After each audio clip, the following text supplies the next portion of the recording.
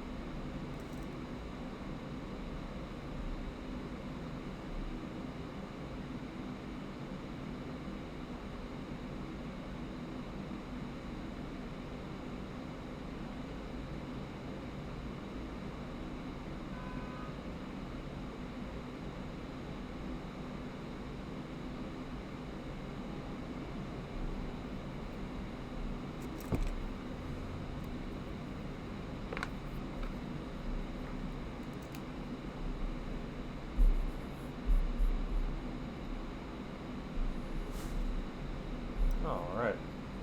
Who do we got in the chat room? Anybody I know?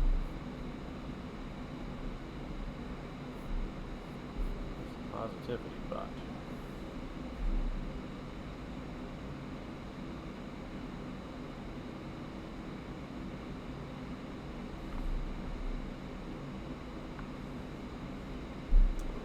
Stop moving. Nothing's annoying. Alright. So, let's see, yesterday we left off with the basic coloring. Maybe a little touch up on it is do order.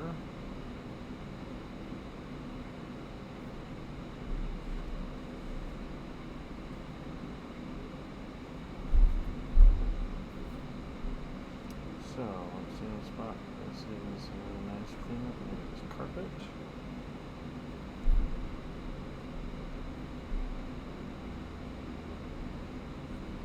Hello, Loco Mind Studio.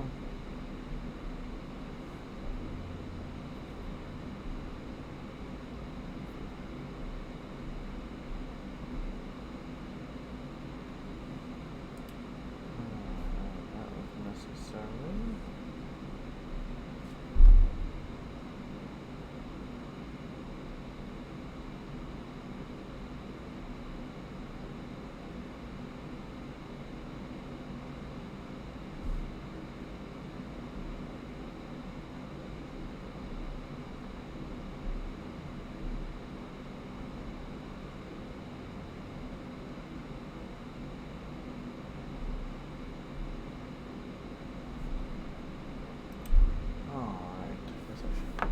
To listen to, at the very least. My headphones out.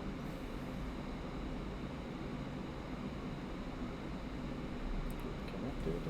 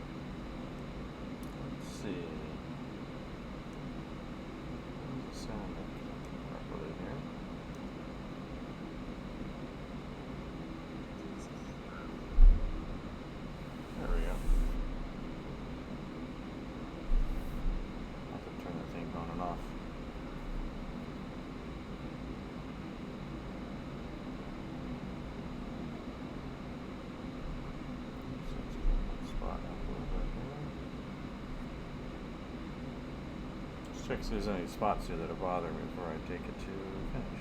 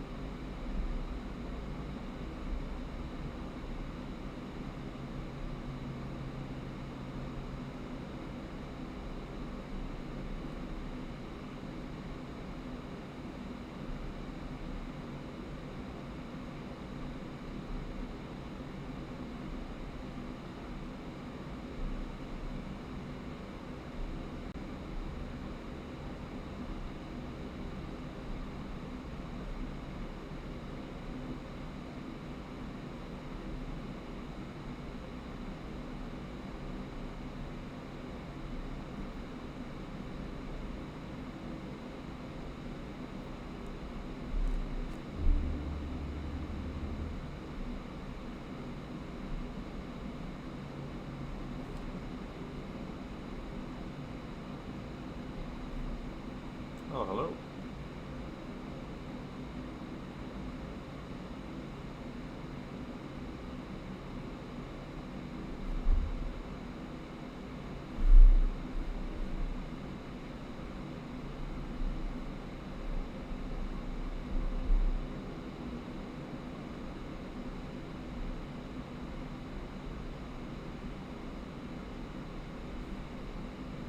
I'm doing great. How are you? NIL2.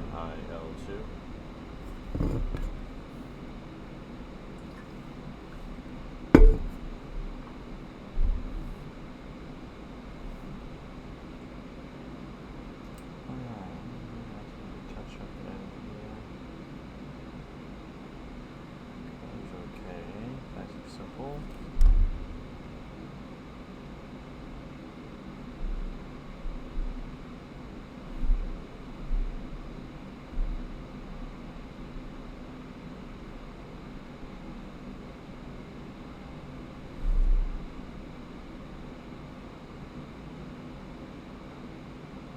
Glad to say things are going okay for you.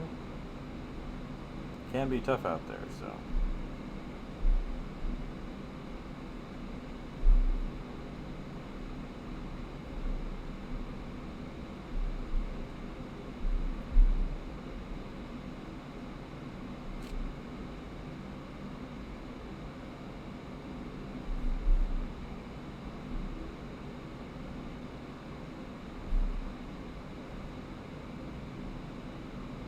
You know, I'm not really sure, as part of the problem you run into is the quality of the applications. So like I'm using Procreate right now, which is a very popular painting application, and it is only on the iPad.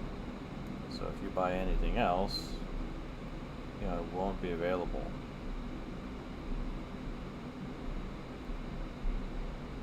So that's a problem. I know there's supposed to be some pretty good apps on the Android systems, but I just haven't used it, so I can't talk about them because I just have this.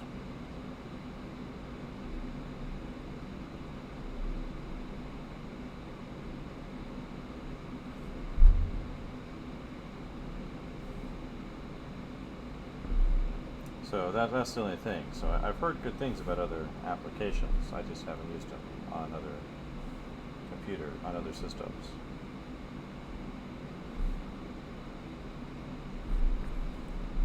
Something to look up might be Brad Colbrow's YouTube channel, because he tries out a lot of different things and reviews them. Different, tablets for your computer, or different tablets in general, computer program, different kinds of programs and all that. So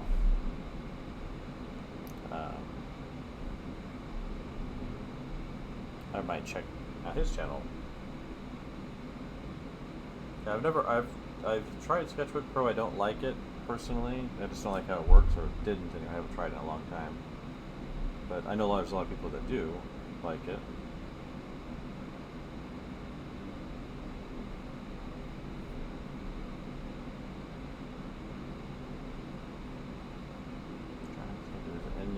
else that I can touch up before we start putting some shadow values on here.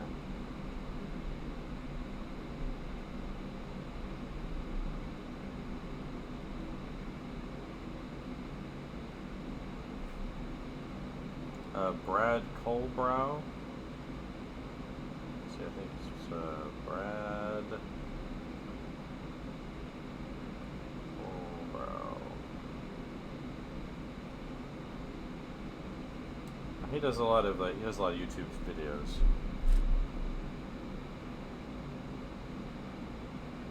I don't watch all of them, but I do. The ones I watch, have been interesting. Talks about different issues related to illustrating and whatnot on the iPad or other tablets, even ones like other brands than Cintiqs for your computer and all that. So.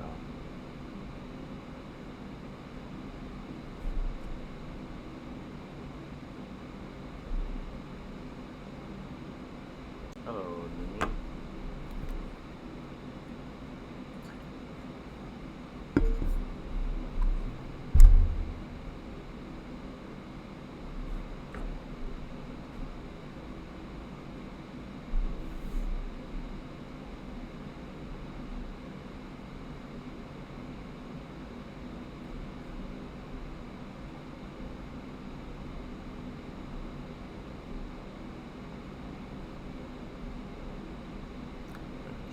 Filled in everything that I intended to.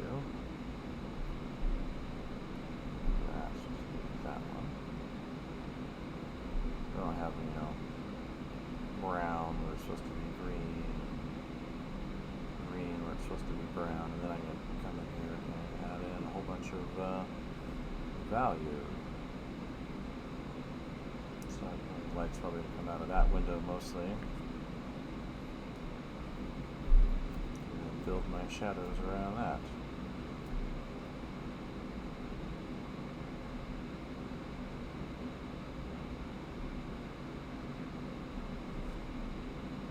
Hello. Favorite artist or inspiration? I don't know. I'm always a sucker for the old stuff. I like, Rembrandt and Rubens and Caravaggio. You can ask Jenny. She might remember.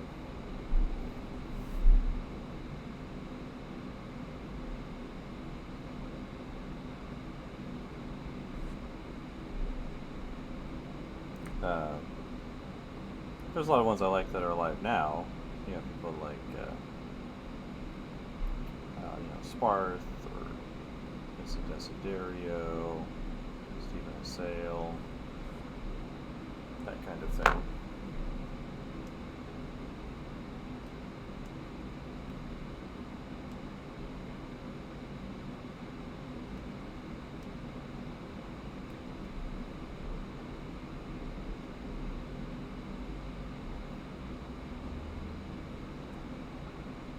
So,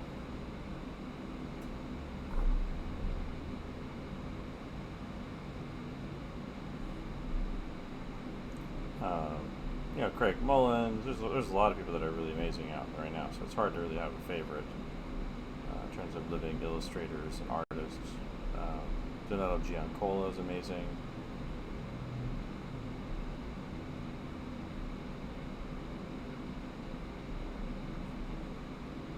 Hello from Istanbul. One of my former students who is from Istanbul, she just won the Disney Imagineering contest in Hong Kong. So you can tell Erdogan about that.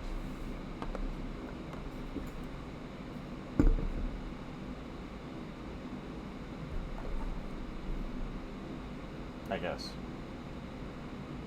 I don't know that he cares.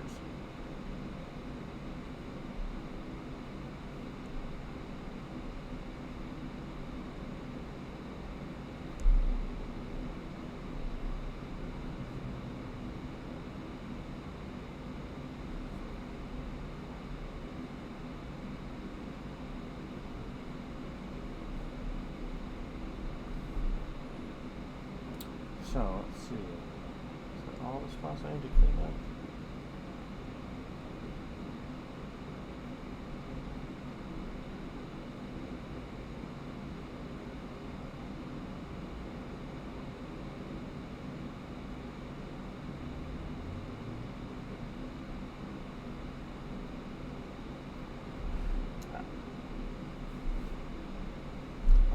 This is a one-point perspective demo piece for a class that I'm making. So it's a part of a group of demos for an online course that I've been making. So this is one of the styles, and this is going to be one of the examples of kind of how to use it.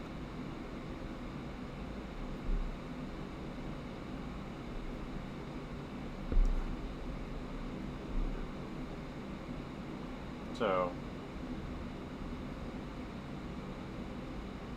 that's what it's for.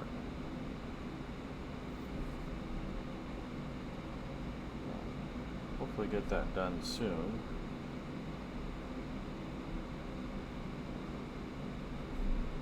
Because I've been working on it a long time. But if you're curious about that, if you go to this website up here at the top of my screen, get on the mailing list. Been working on a whole bunch of updates to that website over the last month or so with a friend. You sort of can. I haven't done them in a little while just because I've been really busy at this university I've been teaching at. But if you get on my mailing list, I do free critiques. I was doing Monday critiques for about a month or so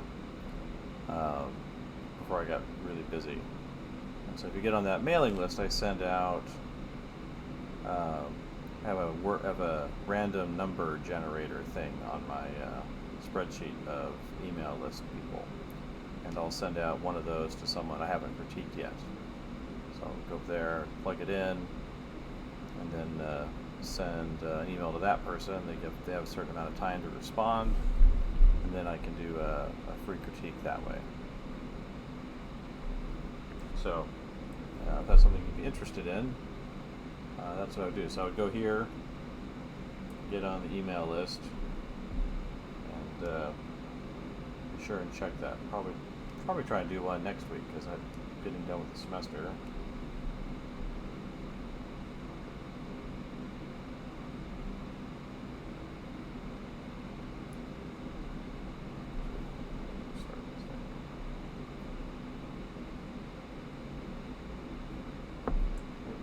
Transmitting properly. So, yes, do get on the list. And that list is just for telling people about the teaching things that I'm doing. That if you're interested in that, you can definitely be a good place to be, the first place to get notified about that kind of stuff.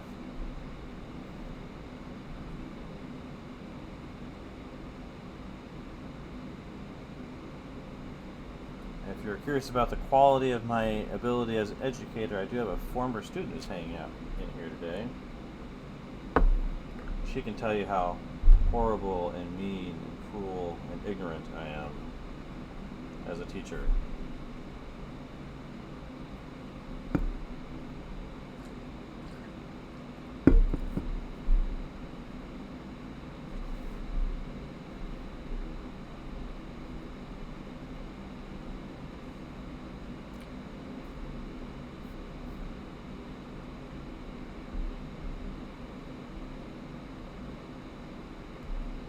Yep. Yeah. So good. Go ahead and get on that list. I do those critiques over there. So kind of just keeps things organized, so I'm not chasing my tail around all the time.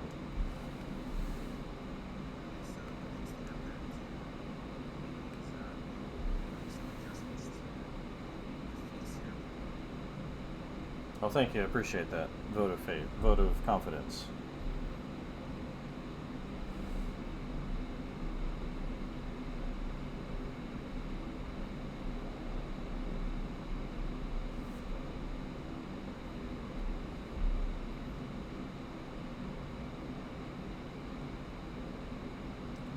I think that takes care of pretty much everything that I want to clean up. Just taking my time, maybe unnecessarily so.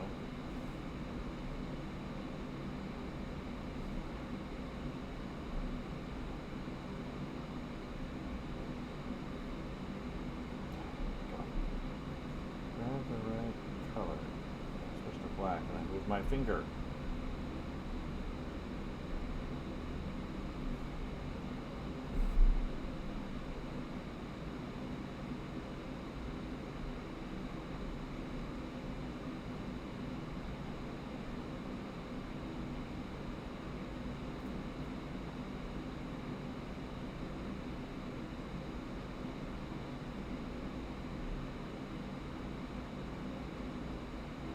Is Anila Sin one of my friends too? Doesn't look like a familiar name, or are you just saying hi to Jenna Ling? I am using Procreate today. I haven't used it really much in a while, so I thought I would use it for one of these demo pieces. How to do like a kind of a rough ink page.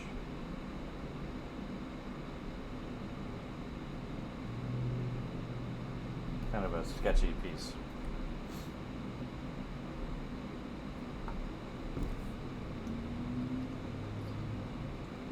I guess we're going to try out the value layer. So let's go ahead and switch that to multiply. And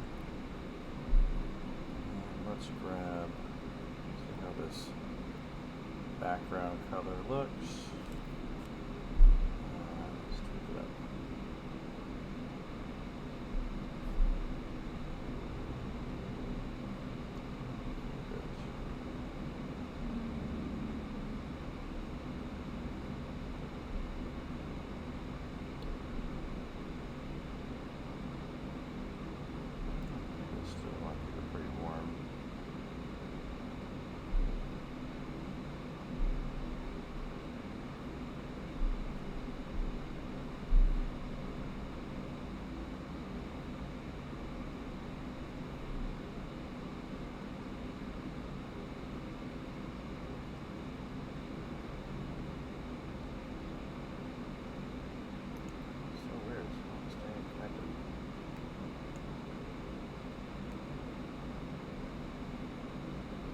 Regular headphones out.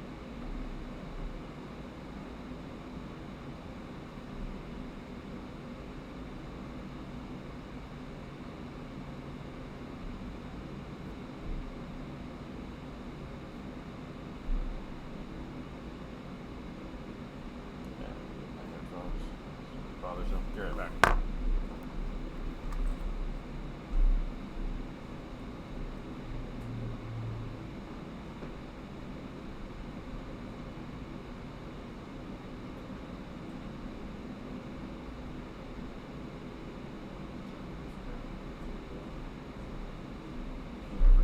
Demos, I need to turn on the screen record.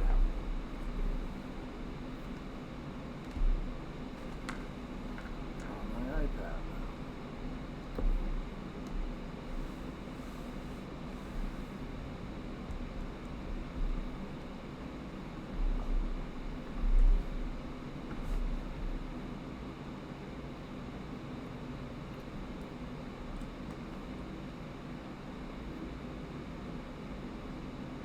Alright, let's try that again.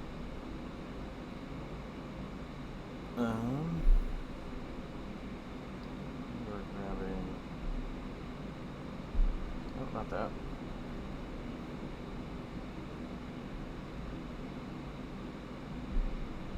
There we go. Ah. That's what's going on there, huh?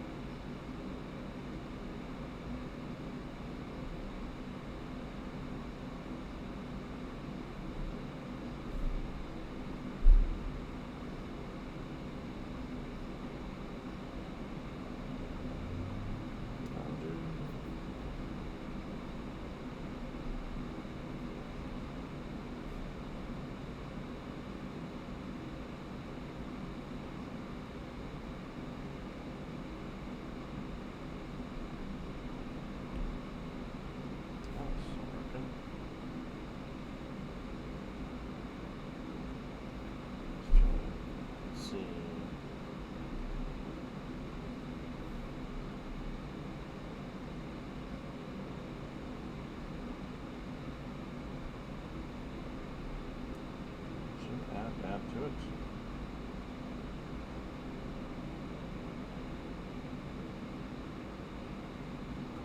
Probably good for not using this program forever.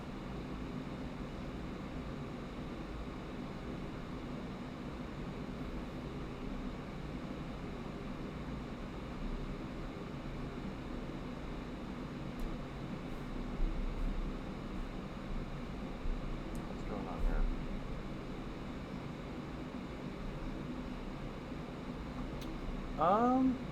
I mean, it depends on what you want to do with it. So, I just have I created a bunch of custom brushes a while back that I like using. I really like how it's,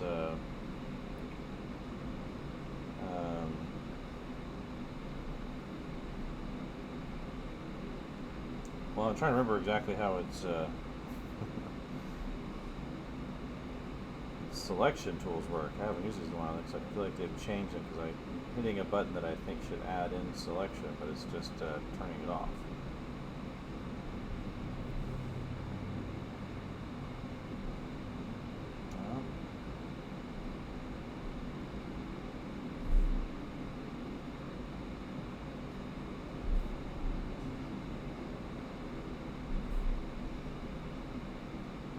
Yeah, I'm just trying to. It's kind of funny. I haven't used this in a while, so I think you're just supposed to draw it out, right? Just like I'm doing right here. Just want to cut out some of the main light stuff first. And then you should be able to hit add, but it's just deselecting everything. Oh, there it is. I see. There's the marching part. I see. Maybe increase that contrast on it. Selection method. There we go. Let's turn that up so I can see it. There it is. It was working. I just didn't know what I was doing.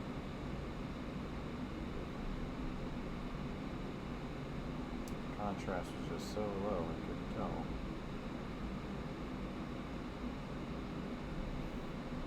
Yeah, the main thing with these apps though is like there's not really.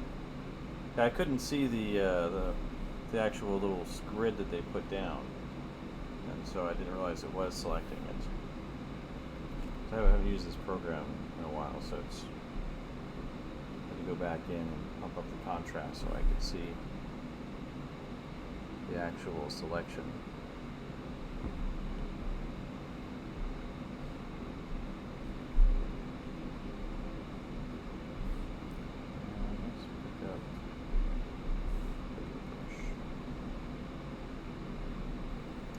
But with any of these applications, the main thing is knowing how to draw and paint. And if you have a hard time, drawing and painting, then that's really the issue, not the application. Because there's a lot of applications out there you can use and use successfully. Like I've mostly been using an application called Art Studio Pro. And I really like it. It's more like Photoshop, has a few more tools and things, but in a lot of ways I think, like an application like Procreate, they take advantage of the touch interface in a way that I think is very smart. So it doesn't have as many features, but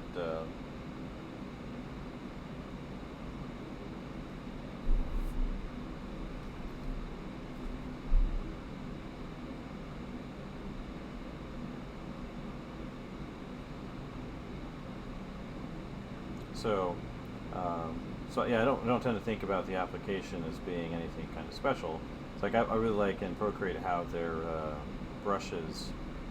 I like how they handle smoothing, or it has kind of a bounce to it.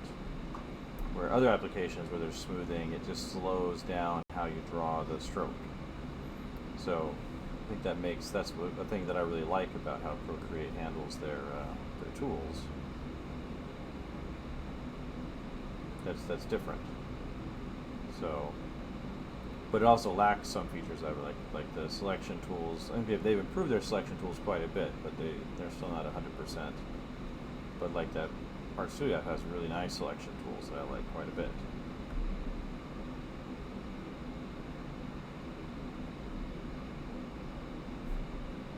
I need to add this. Hello, Henry J. But I say the main thing is just to work on drawing and painting, whatever applications you use.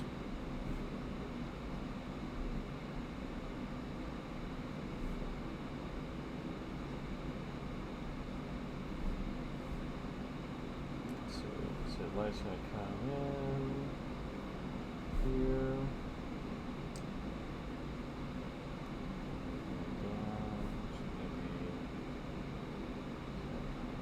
Something like that. At some point.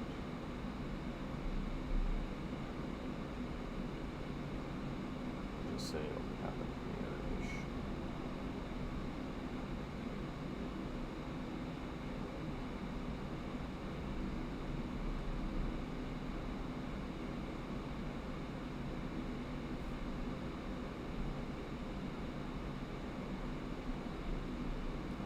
Out this shadow color as a separate color.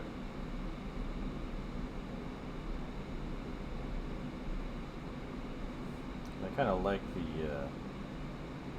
rough erasing I'm doing because I want to keep that as part of the style of this thing.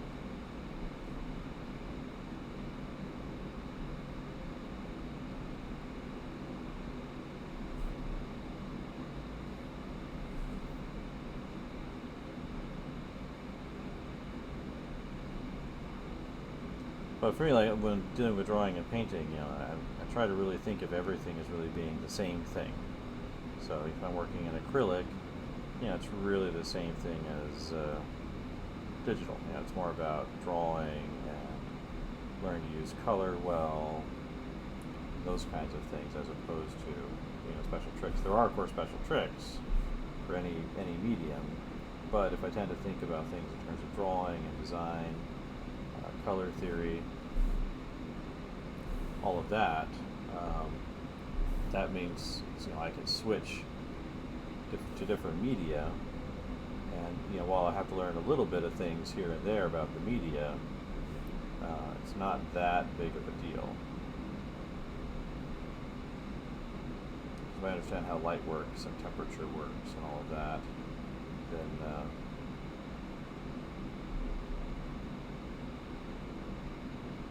then I can switch pretty simply, I think.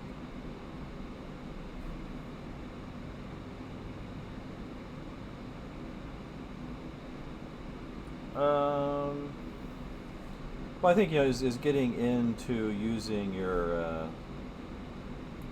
different kinds of settings, so like the different sliders, like your contrast or your levels, and letting that do some of the work for you. So you don't have to paint everything, or going in and learning how to paint with how to manipulate textures on top of surfaces. Those things can make a big difference, because those things are the kind of things that will speed you up.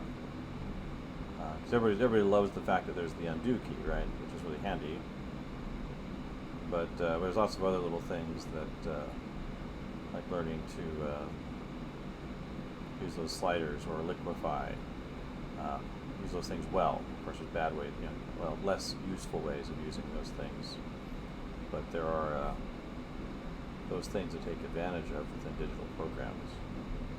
I think, I haven't looked at it yet, I think Procreate, they added a liquefy tool in here with their recent release. They didn't used to have it.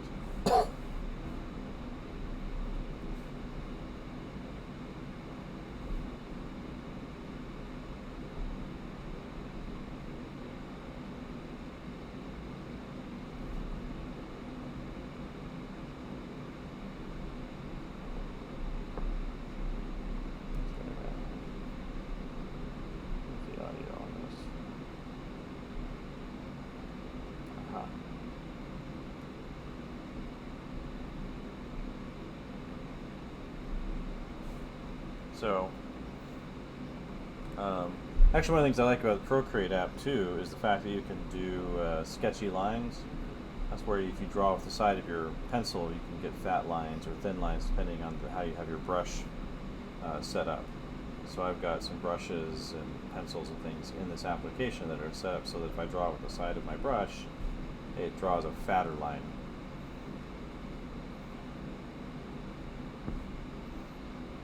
So that's a really nice thing that I've got kind of set up for myself in here.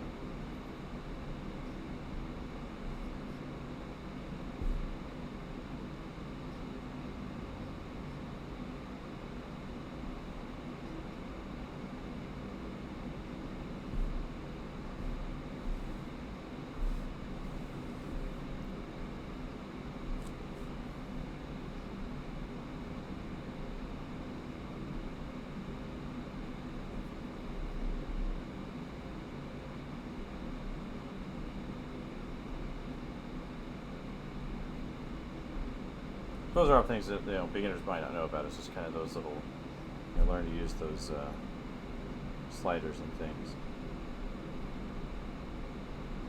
But I would say, one thing for learning digital media, especially if you're more experienced with drawing already, is to use a three-step process that I like to tell people about, and that's where you do copy work, because there's three things you can do all by yourself to improve your own skills. Which are to do copy work in the medium you want to learn. So you look for things and work that you respect, by artists you respect, and you find out about their processes and methods, or you just look at what they're doing and try and copy it. So you do a lot of copy work, and then do work from life. So you can set up a still life, or go outside, or draw someone's portrait, or whatever in the medium you want to learn in, and try and use the things you learn from the copies in the life drawing method, the thing you're doing from life. So try and use their methods or strategies to do that. And then once you've done life work, then start making your own work based off of the things that you've learned. And that may be some of the things, it may be all of the things. That depends on what your project is. And then you just do that again and again with different works that you like. And so you find other artists who's maybe different than the one you were just looking at, or you do another one by the same artist as a copy, and just kind of rinse and repeat over and over again. And you'll find you'll add style and skills and methods into your work over time. It's like I missed a coloring spot there for the green. Not black, I picked green. There we go. And of course, the fourth thing you might want is some kind of mentor. Let's grab this color first before I go any further, and add it.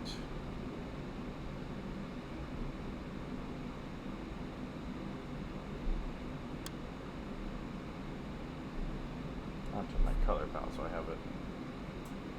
You may not. So if you have brush tips that you like, you can import those images and make a new brush. But you cannot import Photoshop brushes into Procreate yet, as far as I know.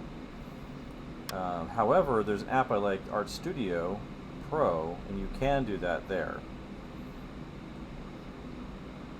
So if that's something you want, if you want to keep using your Photoshop brushes, then that's a place where you can actually do that.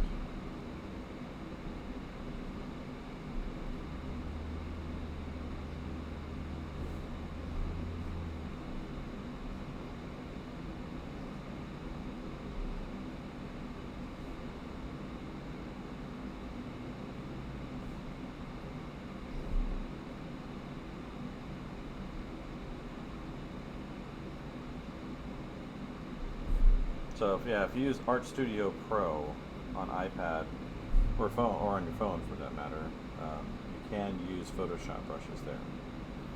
Just take your ABR library and import it in, and then you can save some of your favorites.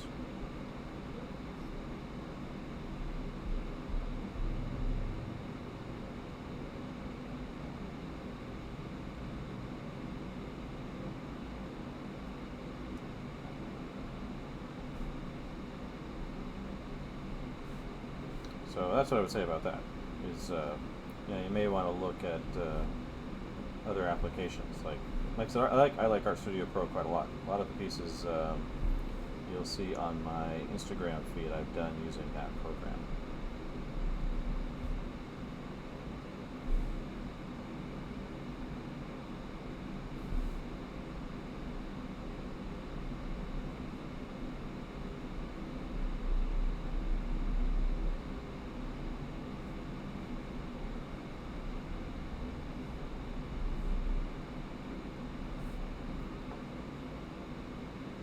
Yeah. I don't think the program's that expensive. I think it costs about what it costs to buy Procreate, but I certainly like it a lot. So I wish I could be a sponsor for them or something, because I'm always recommending their application.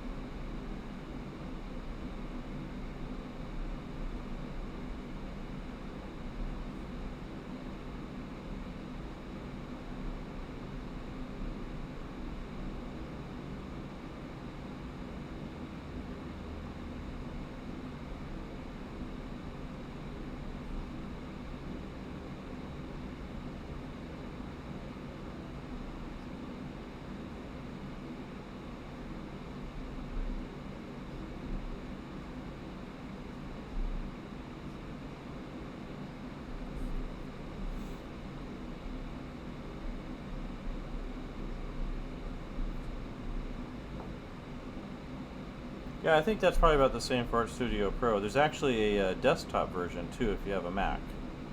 I haven't tried out the desktop one, but I think it costs about $10. Hard for me to say because when I go to the App Store now, of course I've already bought it, so it's just going to show me the app. It's not going to tell me how much it costs. But I think it's probably 10 US dollars or 12 US dollars. So I think it costs about the same as Procreate, if not less. Sometimes it's been less. So. But I like it. It does a few things that Procreate doesn't. It has like dodge and burn tools.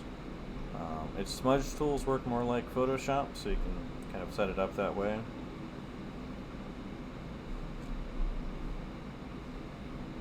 So if you like that, you can set it up that way.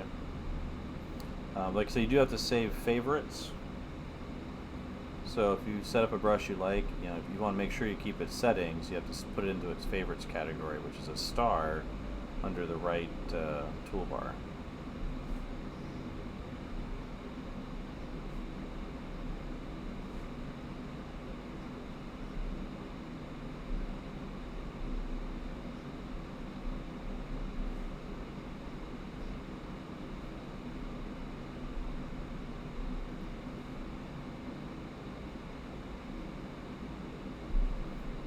Yeah, well, there's not a lot of different setups you can have. I have a computer too, but I wish they'd set up the pencil so it works on the phones. I'm not sure why they haven't.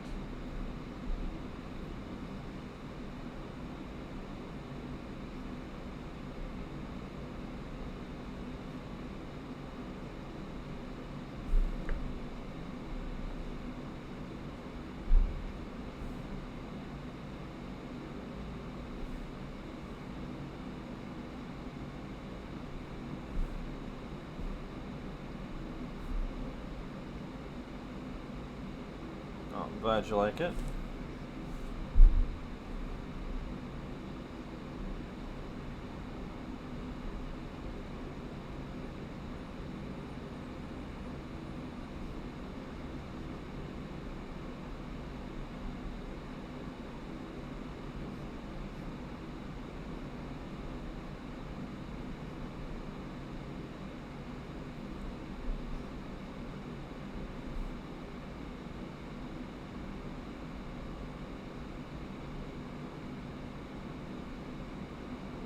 Yeah, this won't take very long though, because I just want to do something that's kind of a sketchy picture, so a little less work on it, less finish on it, more of a kind of a rough sketch style. There's other ones I've done, like this one is an example. This one took forever to do. It's in gouache and watercolor. A little bit of colored pencil too. But that one took a while.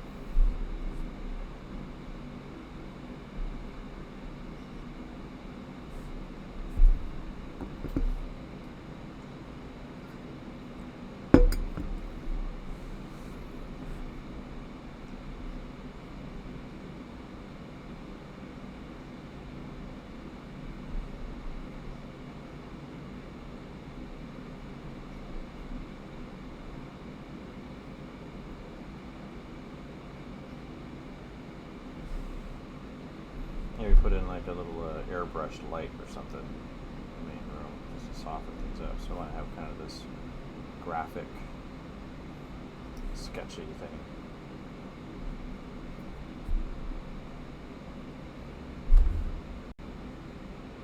Maybe in this occasion you have some regular light coming off of these lamps in here.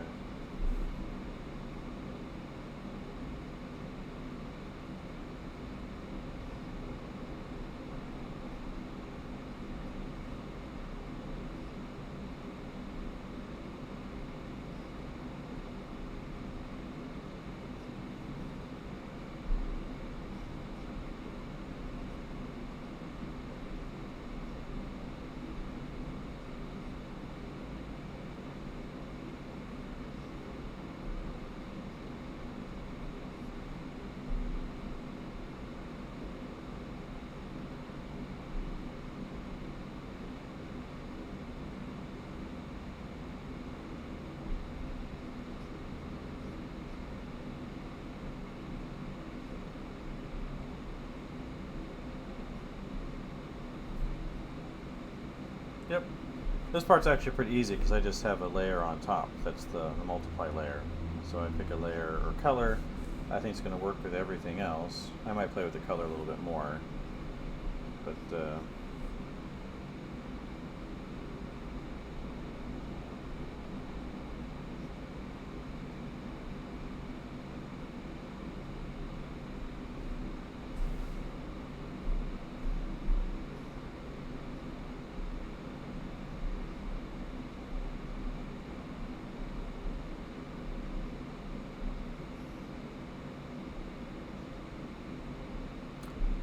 well, for now, the first course is going to be on 1-point perspective. So, really, you don't even have to draw to learn how to do perspective. If you can use a ruler or a straight line tool in Photoshop, then you can do 1-point perspective. So,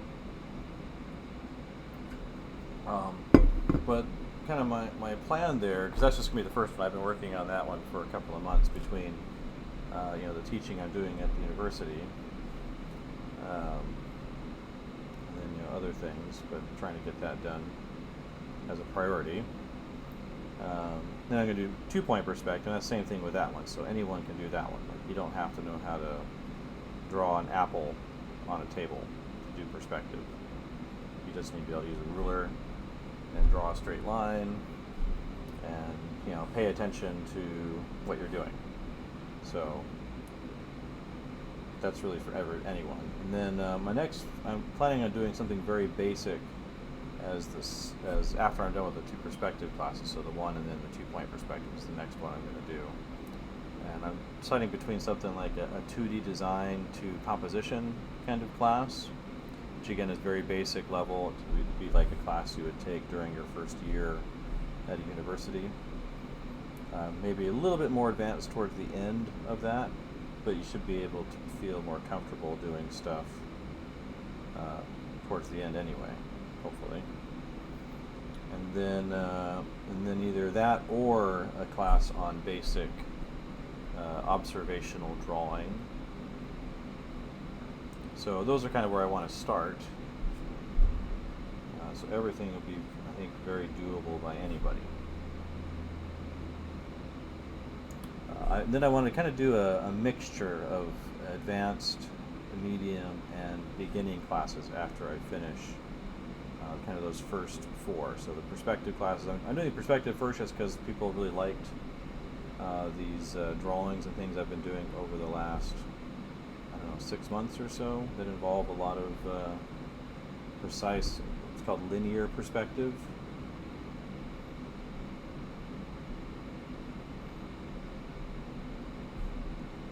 So that's why I'm starting with those. Otherwise, I probably would have started with the basic drawing or 2D design to composition class first. I don't think, is Jenny in here? Oh, Jenny, were you in any of my foundations classes? I don't remember. I remember you being in the concept art class, specifically. Probably figure drawing, since I taught almost all of those for a long time. I think Carl taught one or two sections of those until my last year in Hong Kong. But I don't remember if you were in those other ones specifically. So I guess, yeah, the short version is that, yeah, the first two classes I'm doing, for sure, anyone can do. Oh, okay, so you probably were you in the drawing for illustration class? Because that's the one where I taught perspective. And that was during, specifically, like 1-point and 2-point perspective.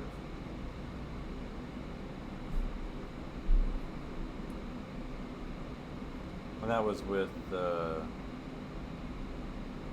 what's her name? Like Shan Larson. She's from Norway or something. Germany. And Vivian was in that class. I don't remember who else was in there. There was a bunch of people in there. So it was a doubled up class. That would have been during my first year at SCAD. So I think I only did the drawing for illustration class one time there.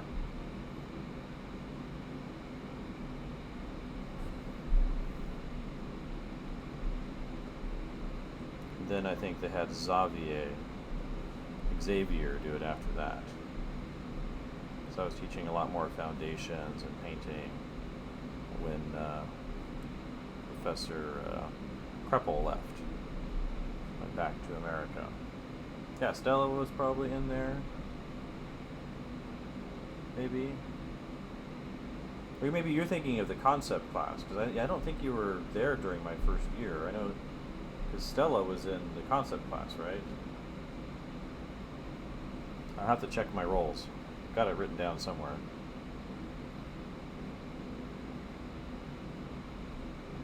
I keep all of my stuff, so I have all of your old projects that you sent me on my computer. Sometimes I use them to send to other universities when I've applied.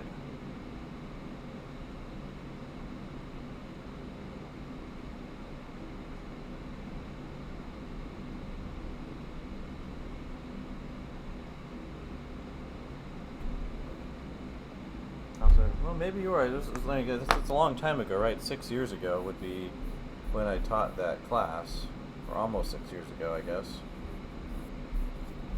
Guess I could look it up, and then I would know for sure.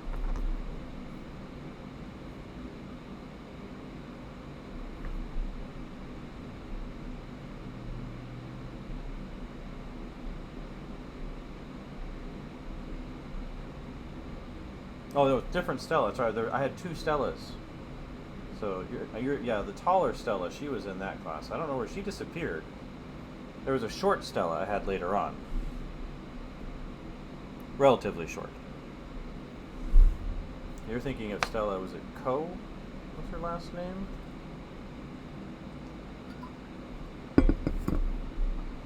Yeah, I get confused sometimes. Too many students. I don't get a lot of Stellas in the United States, though. One of the things I always liked about my Hong Kong students is they always pick these very kind of classic names. So names like Stella or Vivian, you don't hear in the United States anymore. But yeah, but I haven't heard what she's done since she left. I think she's probably graduated now, I would assume.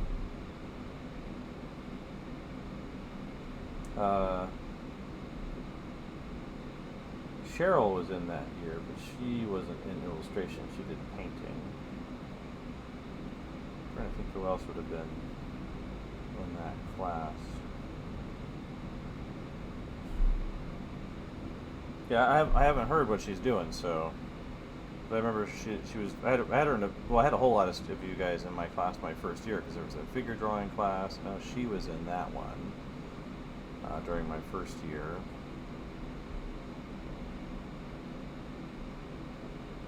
Yeah, it was very funny. I got same year I got fired from SCAD. It was my fourth year there, so it was kind of like a graduation. And I kind of like joking that at the very beginning of my fourth year, I was like, well, it's my senior year. I guess I'm going to graduate at the end of my year. And I did not know how true that was going to be.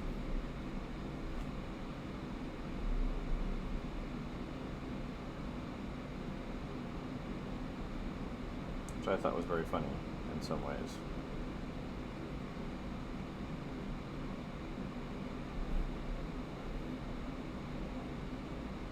I didn't get my degree though, so I was a little bit upset by that.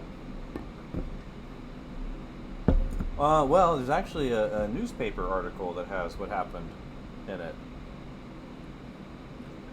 The Atlanta Journal-Constitution. They quote me twice. There's some other professors that are quoted in there as well, but they didn't give them their names because they were understandably afraid of what might happen. Though nothing did happen, so I'd actually forgotten about the article until it came out. But basically, I mean, there's not really much of a story to tell. The president, Wallace, she was in my classroom the last day of classes, and whatever she saw, she did not like. And so I left for vacation at the end of the year, and when I got back, there was a text. I got a text from my supervisor.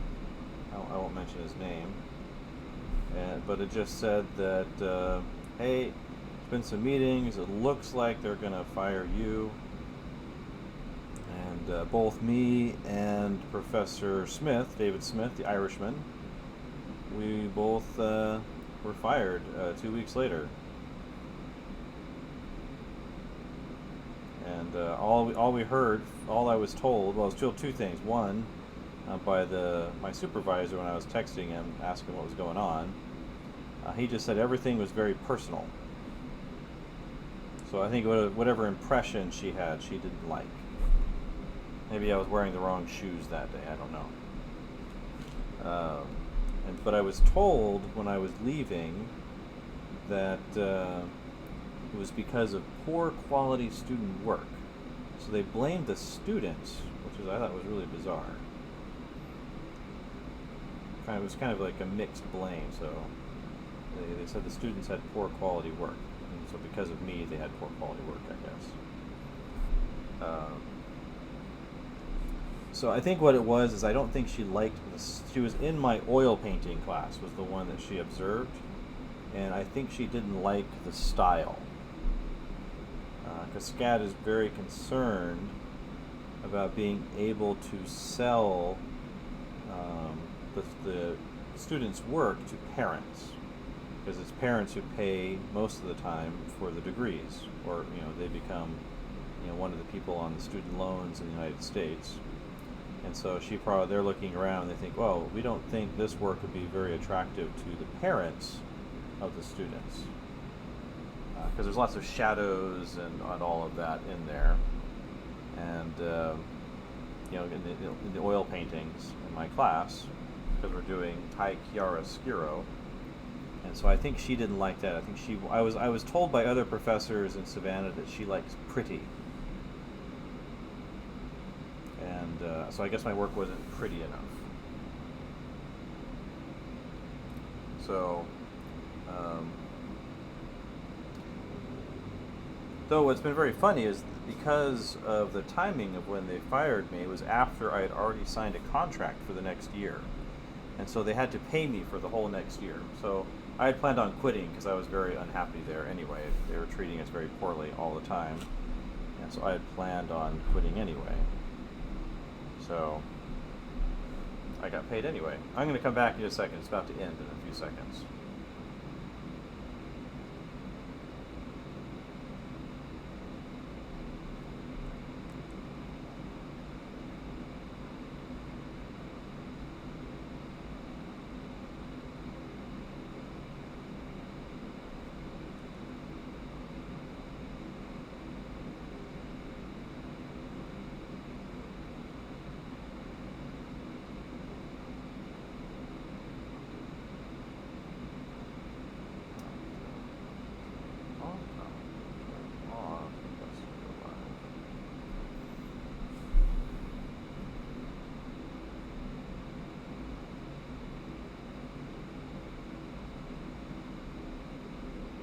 prominent pin. People are back. Yeah, so that's really the whole story. I mean, there's not really a lot to say other than, I certainly disagreed with their assessment. When I show people, when the university I worked at this last semester, when I showed them student work, I showed them a lot of work that was from my last semester. So stuff that President Wallace would have seen. And when I finished showing them the work at the university during my interview, I said to them, "This is the work that got me fired." And two of the professors that were in the interview, they go, they really liked the work. They thought it was really good student work. And that's not that everything that students do is great. I don't expect that from students, and I don't think students should necessarily expect that from themselves. But I think I get some pretty good results out of my students. For the most part. But when I look back, I don't know that I was a good fit for SCAD because they have a very kind of specific attitude, aesthetic. So if you walk around the art building in Hong Kong, it's probably this way in Savannah, but I don't remember because I didn't spend a lot of time in Savannah, just there for interviews for a couple of days. But when I walk around the school, one of the things you'll notice is that all of the artwork in the building looks like it could be in a children's book, or almost all of it. And none of the work is very serious or psychological, which is the kind of work I like. And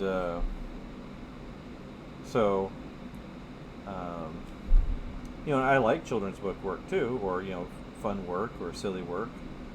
But I thought it was very strange that all of the paintings on the wall and photographs and things were all very silly or funny or cute. And none of the work was really, if you look at my favorite painters that are alive or dead, I like work that's a little more intense and psychological and interesting that way. Dealing with the deeper parts of a person. And when you walk around the campus, at least in Hong Kong, like I said, I don't remember in Savannah exactly what they had up, so I don't imagine it was much different. They like work that's pop and fun and cute, because they want that to be the impression that parents have of the school.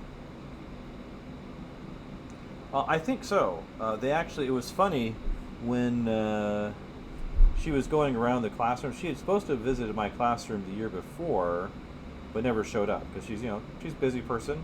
I don't fault her for that. But they gave us a handout a few days before she arrived that said how we're supposed to do our critiques in class. So they wanted the room to be set up a certain way, and for the students to be in a certain place, and for her to be able to sit there and watch in a certain spot. So the way we were even doing the critique that she was there for was very different than I like to do critiques. I like to do critiques where, we're kind of moving around and everyone's looking at everybody's stuff and talking about the goals of the assignment. But yeah, there was a big article in, oh, hi Maggie, I didn't see that you've come into the Twitch. That is the iPad.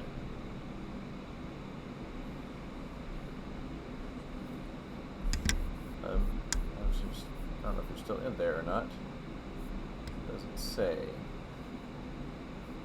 I was looking at my iPhone screen, so I didn't see that you had come in to the Twitch.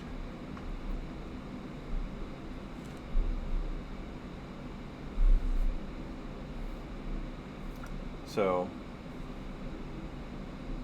yeah, it was funny though, when I was leaving the university, the HR person, they reminded me that I had signed a non-disclosure agreement with the university. But the thing is I didn't know anything.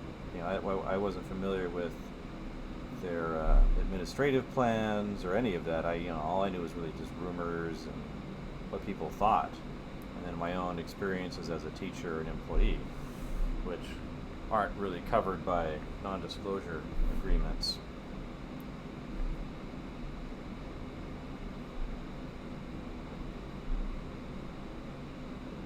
So, whatever I only told the newspaper things that were related to my own personal experience.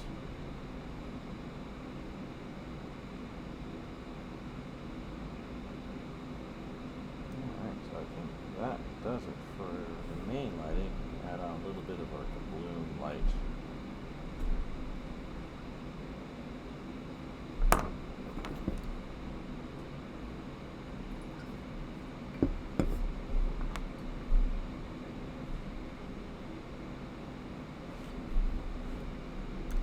Whip out our airbrush. Use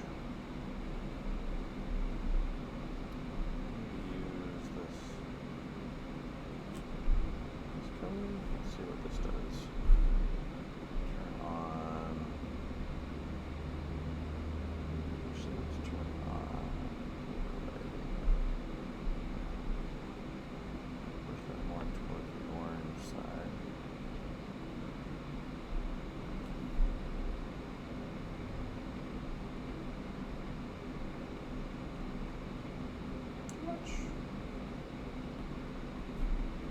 Yeah, because I certainly enjoyed, for the most part, living in Hong Kong and working with the students, and all of that.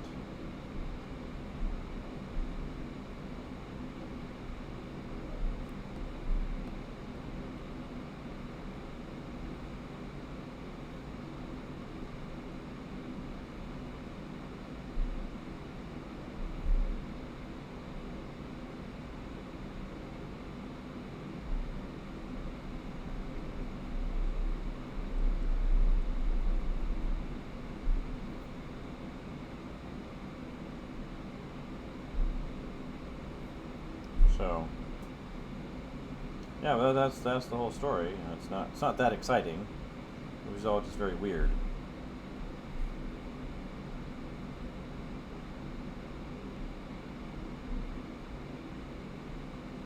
As I was leaving the building, Derek Black, who was one of the people that was there to fire me,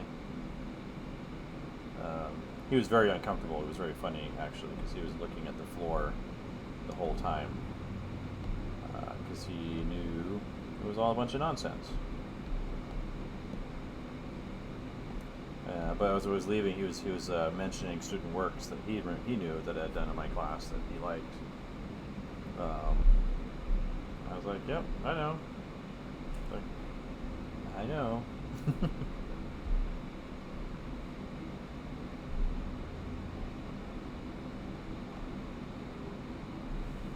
Hello, Mag.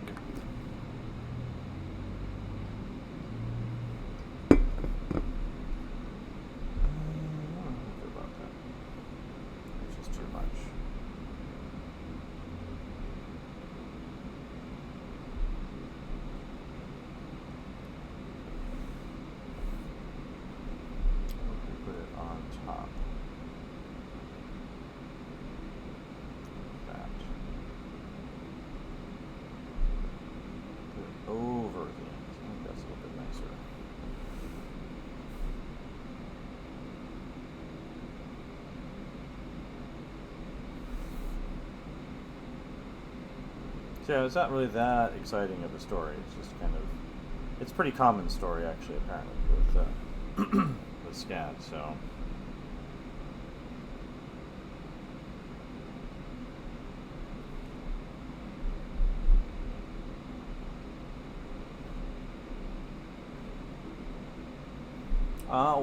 to practice coloring, I would say go outside and draw and paint from life.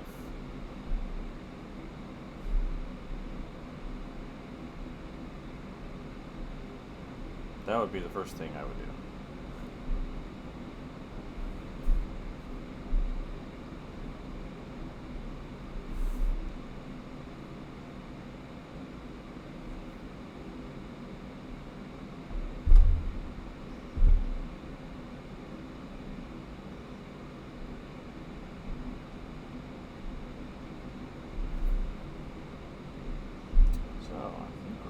almost done with this. I can start playing around with maybe some of the tones a little bit. Push up that contrast just a little bit higher.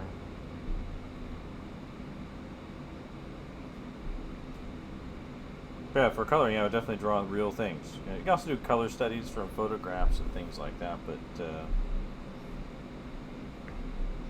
that's a little better. A little more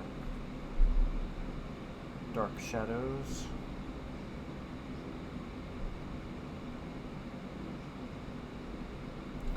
What if I were to colorize the lines up a little bit? We'll change this to multiply. And texture.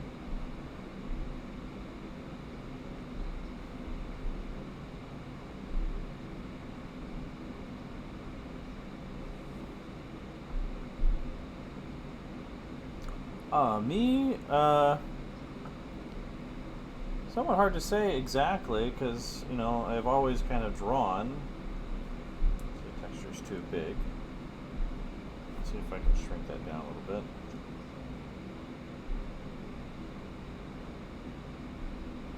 So that one. 1 second, I'm just trying to remember something here real quick.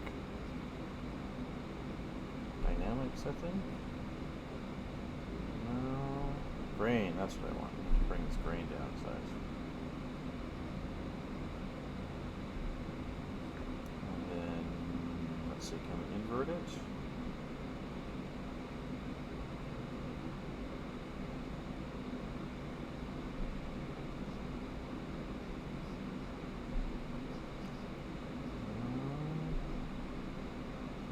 There we go, invert grain.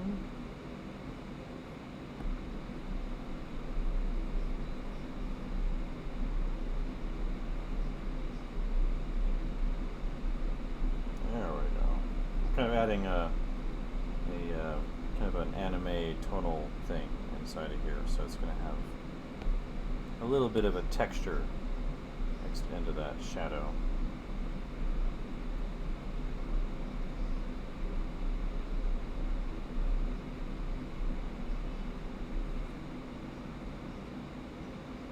Oh, glad you like it. So seriously, I've become an artist. You know, it just kind of followed one thing after another for myself. It was in high school. I started taking some art classes. You know, when I was in middle school, I worked with like the what's it called? The yearbook group.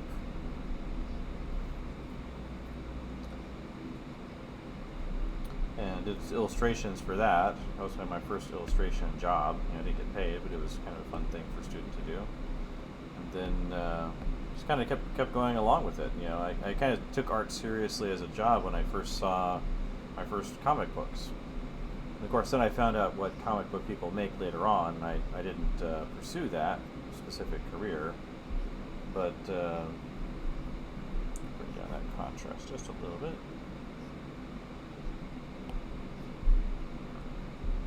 And but you know, I fell in love with the whole process of making art and got into it, so I just kind of stuck with it ever since.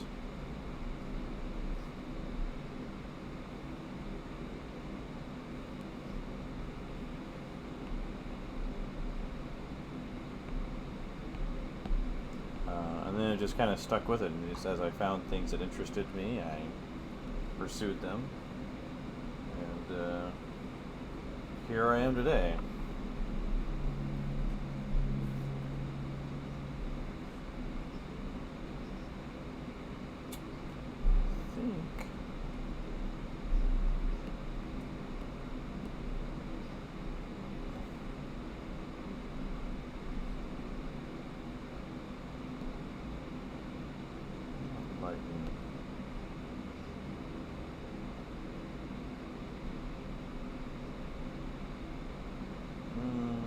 Too much.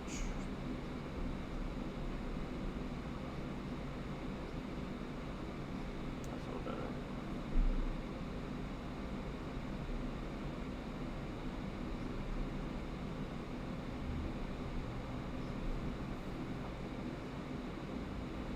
But so that's kind of more or less, I just kind of, it's always what I've done. I just kind of stuck to it. And I didn't see a lot of other things that I wanted to do.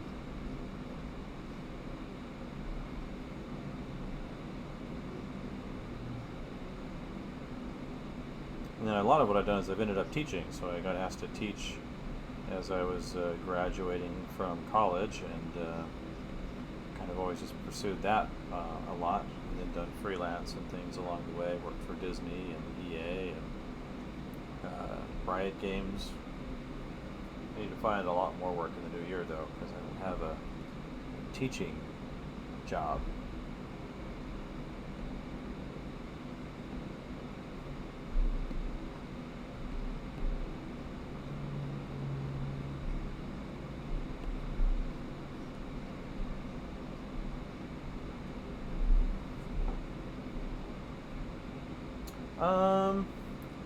I think there's a number of things. So one of the things that you run into is, especially if you think freelance is the ideal situation.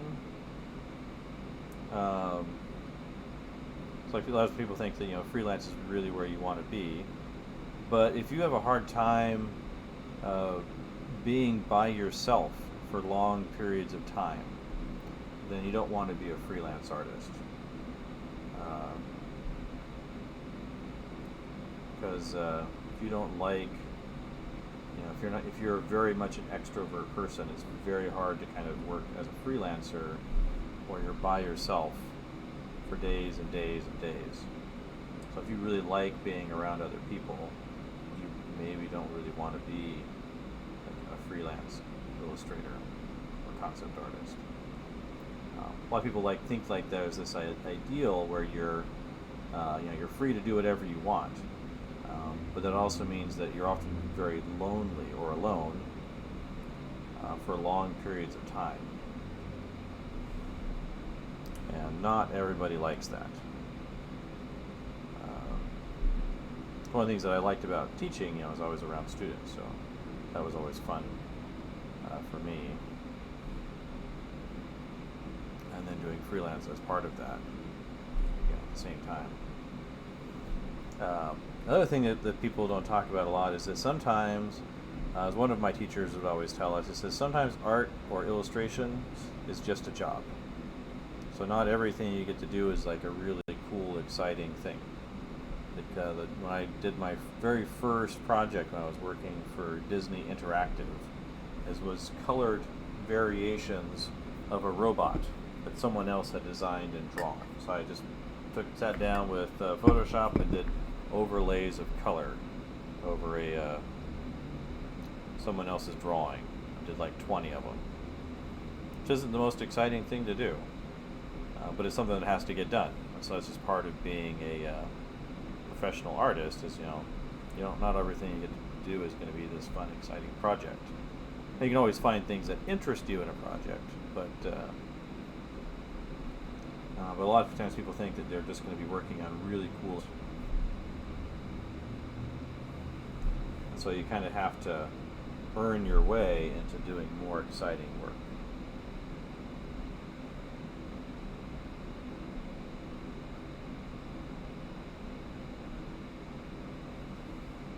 So those are, I think, some misconceptions that people have about working, at least professionally.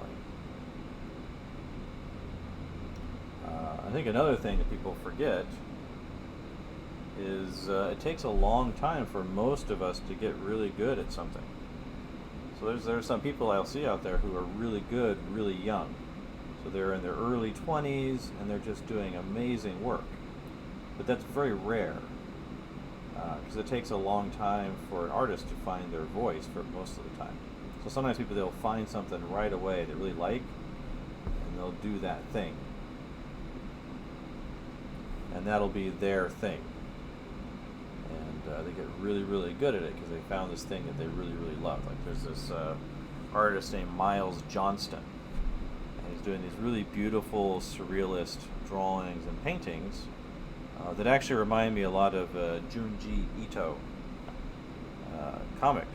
manga comics, especially the Uzumaki series, which I have a feeling he's read those.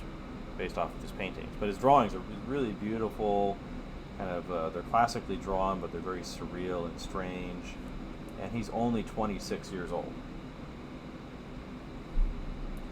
and which is quite surprising for the quality that he's working at. And that's because he found something he really likes. My favorite project. It might have been one I worked with a guy named Ryan Woodward, and on an animated comic book. I think I showed you that. So I had done that just before moving to Hong Kong. I'd worked with him, and he just published it a few months before I came to Hong Kong.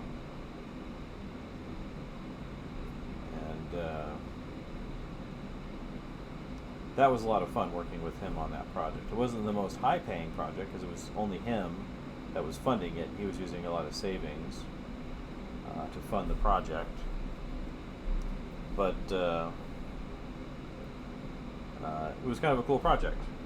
I think, and looking back at it, it wasn't very successful. It was the first animated comic book in the App Store. It was very early on when the iPad was brand new. And I think the bigger problem, is the story he was trying to tell wasn't that interesting. So it was kind of a test. He wanted to see how well it would do. And I think it could have used more story work, but I wasn't really a story guy. And so I didn't really know how to critique it. I didn't think about it, because I was like, oh, it's a cool project, Brian knows what he's doing, and it should do really well. And I was surprised when it didn't. But yeah, it was a passion project, and I think he could have used some help with the story on the side from someone who's a really good story person. He's worked in Hollywood. He's a storyboard artist on the first 3 Spider-Man movies. He's worked on a lot of really amazing projects over the years. He was an effects designer, an animator for the Iron Giant. So, and he's now working for Riot Games. He was the person I was working with, I guess a year and a half ago or whatever it was, when I was doing stuff with Riot Games. But that was a really fun project. My first proper job out of school, I did some illustrations for it was like a Warhammer game. It was the card game. I forget what it's called. I think it's Warhammer is the card game. I think I did some cards for them when I was a student. And I don't remember exactly how I got that job. So I was a student, and I think I might have had a website at that point. I don't remember how they contacted me. I'm sure I've got an email somewhere from them that's the first contact.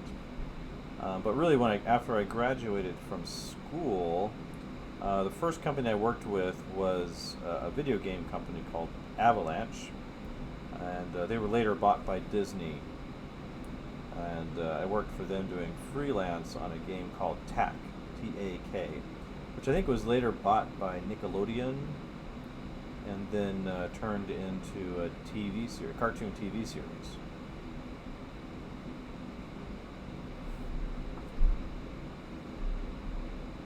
So it's starting to get some life, right? It feels like there's a lot of light going on in here.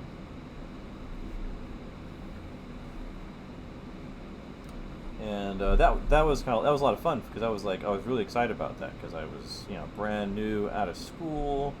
I didn't have any experience, working really as a professional. Oh, that's right. Another professional job I had right out of school was working on a theme park, but that one didn't last very long. The project was killed soon after I joined it. But that was through a professor of mine who recommended me for the job. So those are some of my earliest jobs. And then I was also teaching right out of school as well. So they, as soon as I graduated, they asked me to start teaching at my university.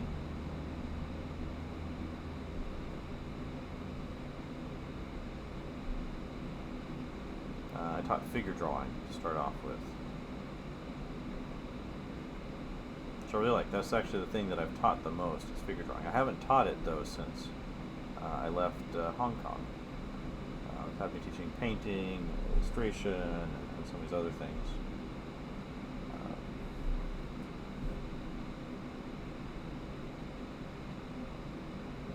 Put kind of a rim light on everything in here, I think. Brighten that color just a little bit more.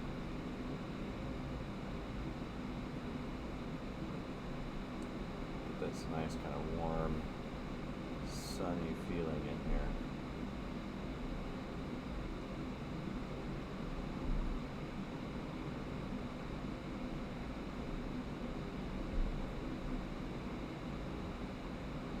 Ah. Yeah, that's those are pretty typical questions. But yeah, I think the two things that students have a hardest time learning are usually the two things that you're studying a lot during your first year, which are ideas related to design. So you'll probably have like a 2D design class your first semester. And the concepts you'll learn in that 2D design class, depending on your professor, may be some of the most important things that you actually learn. But because the way 2D design is taught at university, it's taught for all the majors, so whether you're going into painting, or illustration, or game design, or photography, it's taught the exact same way. And depending on who your teacher is, you'll get different things from them. But usually the ideas that are in that initial class, they're probably the most important ones. And then the other area that students struggle with is learning to draw well. They don't draw enough. So they try to kind of survive their foundations drawing class and get by, and they'll probably get it. Their grade will be fine, probably. But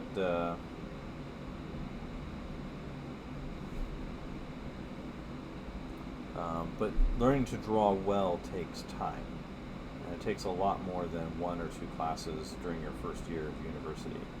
So most students, they don't spend enough time drawing from life, especially.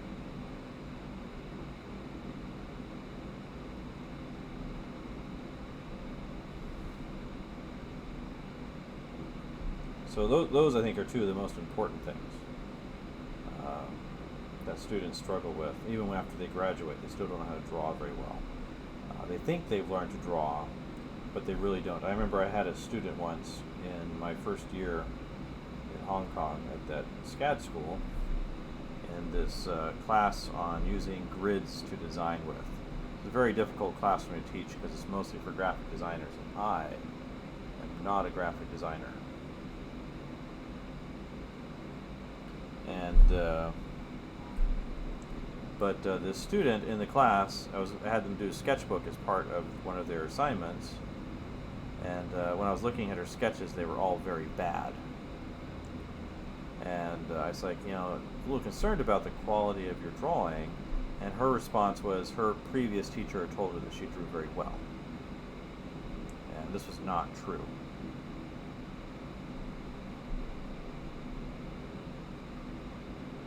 So I think that's one area where students often still struggle, even when they're graduating or they're much further along in their studies, is they haven't really learned to draw yet.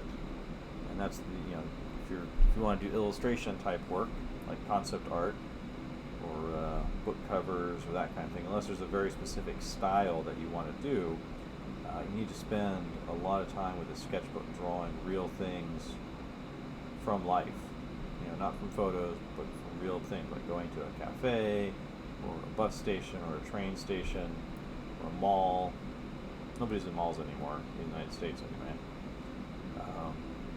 Go to places where there's people, or animals, or other things, like go to a zoo, or an aquarium, and draw real things. Draw your roommate sitting around the house being stupid.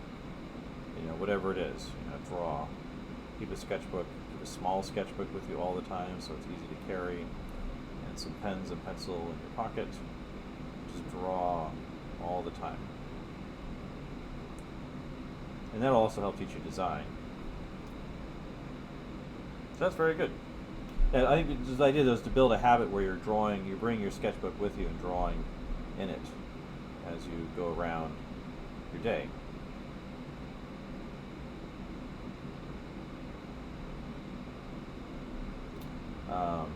And then find friends in school who are as passionate about those things as you are. Actually, one of the best ways to learn design is, like I said before, I was talking to someone, maybe you, about doing copy work. And that's one really great way of studying your design aesthetics, is to copy work that you respect. And I have sketchbooks and paintings and drawings and all kinds of stuff, different kinds of copies that I've done to help me understand things better. And I think that's made a big, big difference for my own work. And it was something I didn't do enough of early on. So when I was as a teenager, in middle school, when I first started buying comic books, I would do copies out of comic books all the time. And then as I got to school, though, I kind of stopped doing copies. I think I was afraid of not being original or something. So it was really dumb. But I didn't do a lot of copies when I was in school, and that would have been something that would have been really smart for me to spend a lot of time doing. So I think that's the number one fastest way to improve your skills, is to do copy work.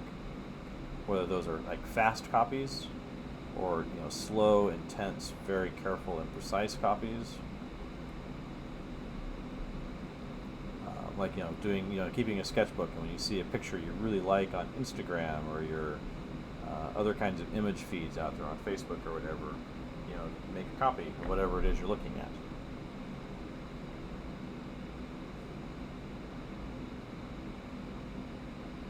Because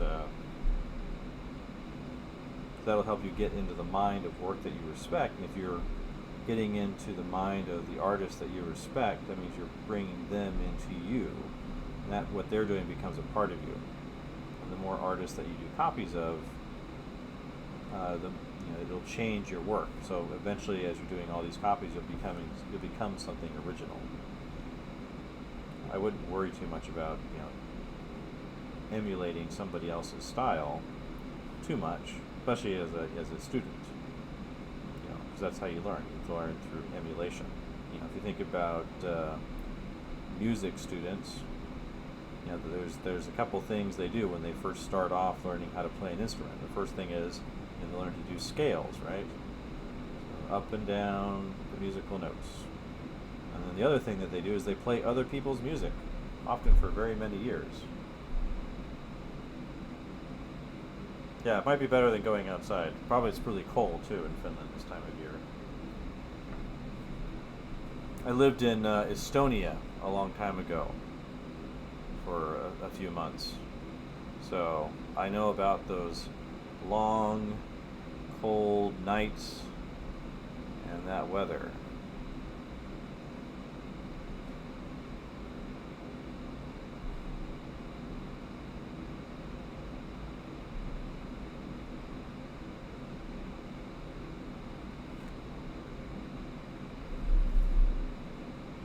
So, yeah, those would be like the big things that I would certainly recommend to any artist. Whatever their skill level, but especially as a young artist, I would say do copy work. And what's really great about today is you have all these artists selling tutorials, or they have YouTube videos, and you can literally go out there and watch the best illustrators and artists do their work right in front of you, and they'll often tell you how they're doing it.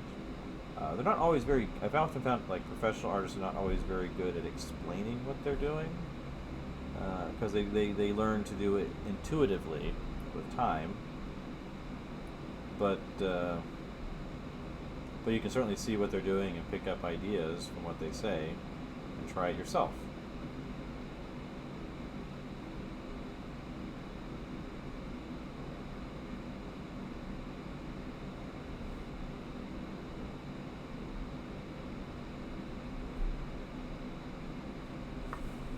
So, oh look, there's Meggie. Does Procreate have layers? Yes, many layers. Just popped them up right there. I don't know if you can see them yet or not. It'll tell you there are layer limits on iPad, just because it's only so big in terms of its memory abilities. But are definitely layers. That would be a good idea. Let's put on the airbrush right there.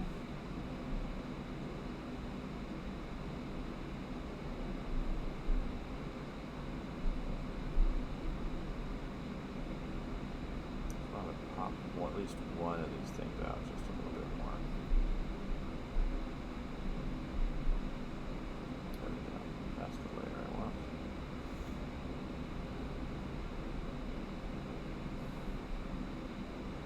Yeah, I think that Miles Johnston person, I don't remember if he's Finnish or not. I know he's at that art school in Sweden. Well, I mean, I guess it depends on what you're trying to accomplish. That's the bigger thing with the sketch, because there's fast sketches, there's slow sketches, there's gestural sketches. There's sketches where you can have very few lines or very many lines. It has to do with what it's for. So it's like one of the things that I like to say is there are no good or bad techniques. There's just whatever is appropriate for whatever you're trying to do. Like, so when many students first are learning to draw, they will draw lots of little itty bitty tiny lines like hair around the contour of an object, whether it's a person or an apple or a vase or whatever. And that's usually not where you want to do that. But if you were drawing a dog, a hairy dog, then you might want to have those short hairy lines. But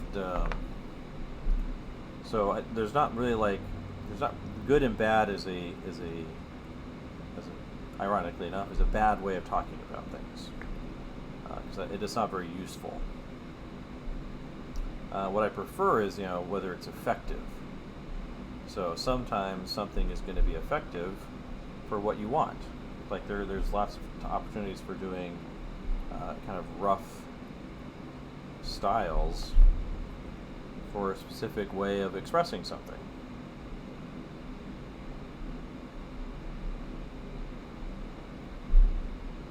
Try to use the new color here. What is the actual color of this layer?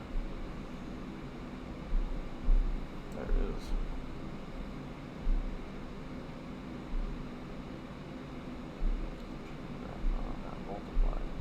So it has to do with effectiveness. Well, there's there's different things. So there's the kind of studies you want to do that are really intense. You want to figure out every little nuance and texture. Maybe you spend 20 or 30 hours, intensely drawing some object. There's other times where you want to learn how to do quick sketches, or you're trying to learn a material. Like maybe you want to learn how to use a brush pen like Kim Jong-gi. Who's amazing, right? Everybody loves Kim Jong-gi because he's really incredible. And some of his stuff is very neat and tidy, and other times it's very messy. But it's always very clear as to what he's trying to express, and that's the real trick. And so, even with life drawing, there's different things you can pay. Like life drawing specifically, like if you're drawing people, there's different things that you can pay attention to. What brush we got there? So there's gesture drawing, which are super fast drawings that you do where you're just trying to understand the movement and flow of a pose. There's also really long ones where you'll spend a lot of time trying to figure out every contour and every change in value on the person in front of you. There's other times where you want to study anatomy. So you sit down and you do a careful drawing, and then you try drawing that pose where you're just drawing the skeleton, or you're drawing certain areas of muscle, or you're drawing all of the muscles. So there's different things, and so it depends on where you're at. I would say early on, you'd want to focus on learning the nuances of your material, learning craftsmanship. So being able to do very fine things. Most students can draw very rough drawings very easily. They don't have a problem making a big mess with a lot of texture early on. Like that's usually not a student's problem. Usually their problem is they don't know how to draw something very softly and carefully. So that might be something to start with early on, is learning to develop the range, understand the range of expression in your material. So how do you get a soft line versus a dark line, and how do you get everything in between?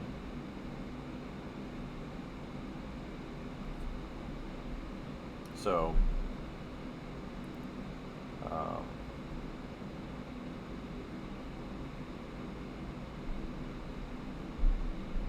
that's what I would say there, definitely.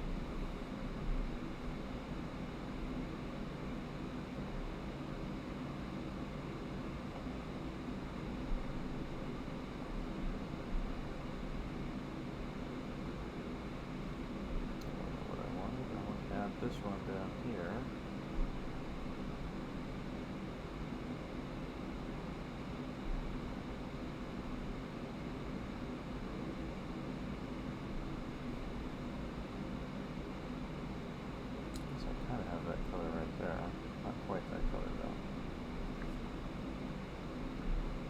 So, yeah, I would say if it fails to get at your intent, so if you want to do like a really beautifully crafted drawing of, a pear or an apple or something like that, and then you do a drawing that's a big mess, then that's where you run into your problem.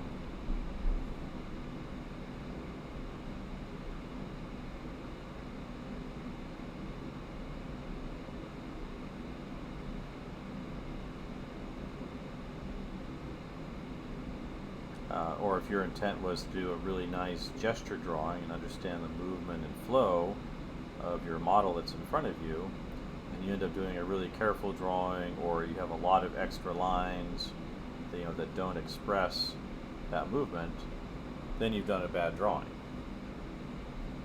If your intent was to express a certain emotion like anger or wrath, and you use lots of smooth, pretty lines, then maybe you didn't get at your intent very well. So that's kind of where and how I think about these things.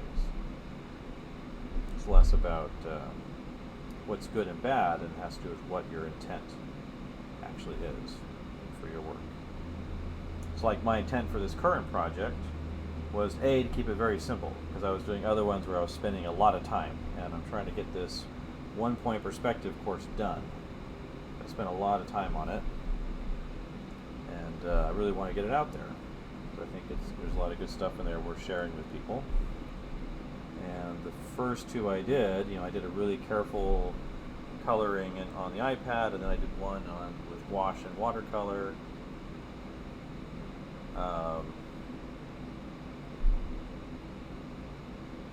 We'll have to take a look. And that one took a long time. But this one I want to do relatively quick.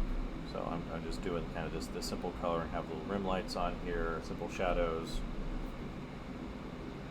So this is how you make the group, right? So I can put all the shadows to a single group, right? Remove this one out of the group. That way we can have the light group. Turn it on. So there's without the light. That looks kind of nice without it too. And then we turn on the lights. That's very simple. I think that works okay. So we add on a couple little more things with this.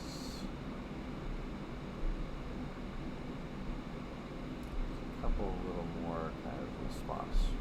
We might call this one done. Yeah, think about the next thing. Yeah, definitely get on that email list if you're not on it already. And I want to start doing those weekly critiques again, so definitely watch for that. I do try to favor kind of newer people, so sometimes if it's like a former student or whatever, I know he's doing really amazing stuff that maybe don't need it as much. I might skip then some of the time. But yeah, so but the main thing is I would be collecting a lot of work that you love and do those copies along with all the life drawing things you do, because copy work is one of the things that'll get you your help you with your design aesthetics and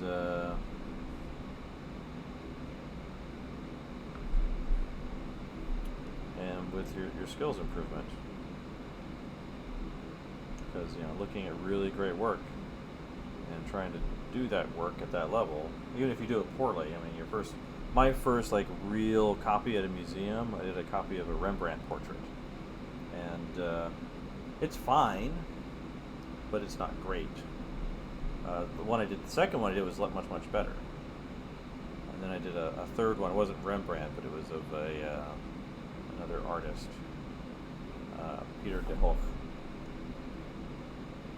Yeah, well, I do a live stream on Instagram and Twitch.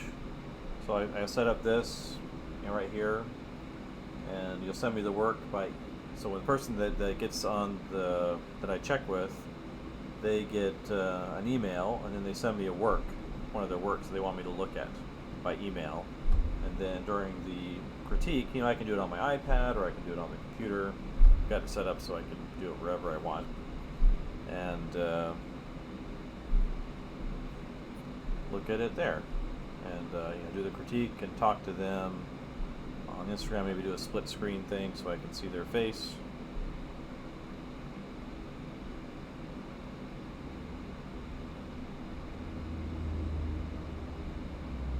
And while I'm drawing on their thing, I can then talk to them.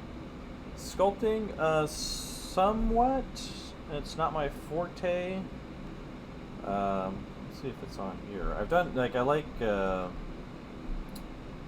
it's on. Oh, maybe it is. Yeah, here we go. So this is ZBrush. Did this. This is actually quite old. This is a few years old. I did this one a while back. There's another one I've got that I don't have on my iPad. But I've done écorchés in school, but I'm not a sculptor. But I do like using ZBrush. But I'm certainly not a professional. I'm very slow with it.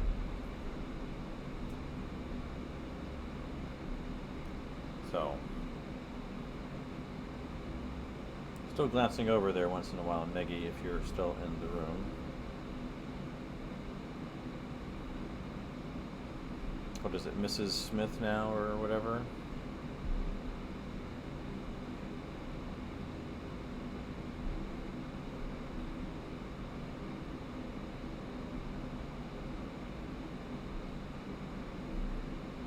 Mrs. Guilo?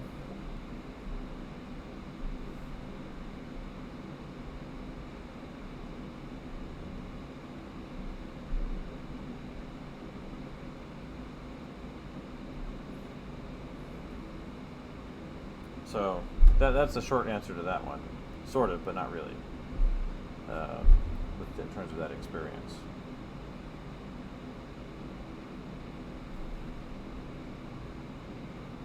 I have a friend, Tyler Hunter. He's used to do really amazing stuff for Blizzard. He works for another company now, but he's never really been very public on the internet. So. But he did a lot of the animatic, not animatic, but the what do they call those? The cinematics. He did all the sculpting for a lot of the major characters and environments and things in cinematics for Blizzard. But he's not. I think he might have an art station, but he's never been very active on the internet. So. There's a guy that I follow on my painting Instagram, the one's my name, Peter Sakovich, which you can see in my bio, a guy named Michael Hall. He's a very classical sculptor. Um, yeah, not that well. There's not that many sculptors, period. So, you know, it's a tough job. Unless you're doing like 3D stuff for game companies or whatever. How are we doing for 29%? Huh? It's pretty good timing. So.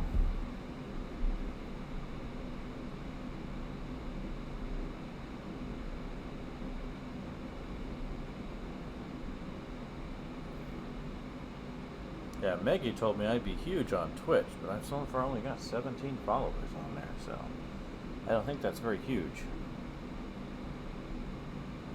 Must not be doing her part.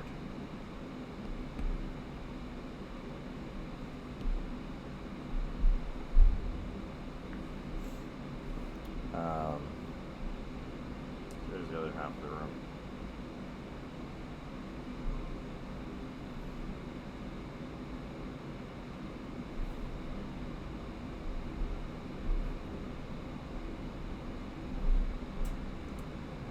Put like a highlight color in there.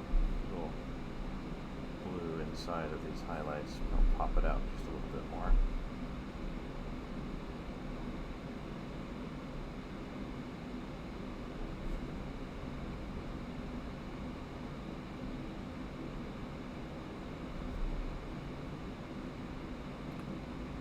It's just myartprofessor, all one word.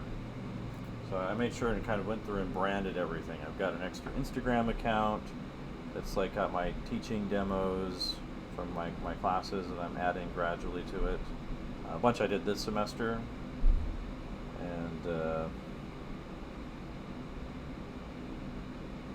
Maggie's also a former student of mine. She's over on the Twitch side of things usually.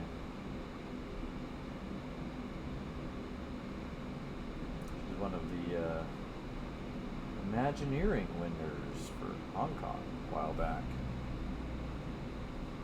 but didn't want to work for the mouse.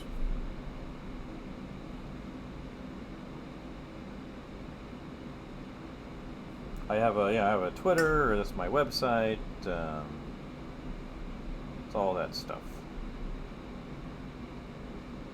So anywhere that's related to my teaching stuff, that's my name. Rainland Studios was a company name I made up a long time ago because my family's ancestry, they came from Lithuania, and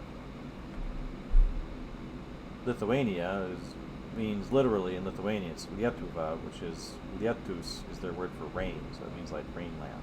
So I kind of named my company that.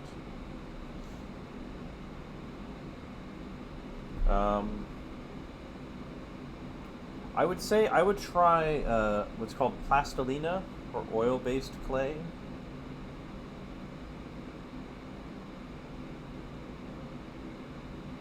Or oil, it's also known as oil-based clay, but often called plastilina. Try and buy, the highest quality you can get. But what's nice about that is that, it doesn't dry because it's got oil. It's got an oil in it, and so you can reuse the clay. And professional sculptors who use it, what they'll often do is they'll use that, and then they'll make a mold, and then they'll destroy that clay that's inside and use the mold for casting or other things.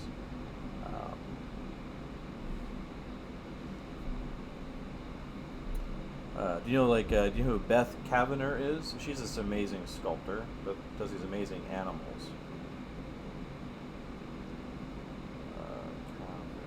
Or I think it's spelled this way.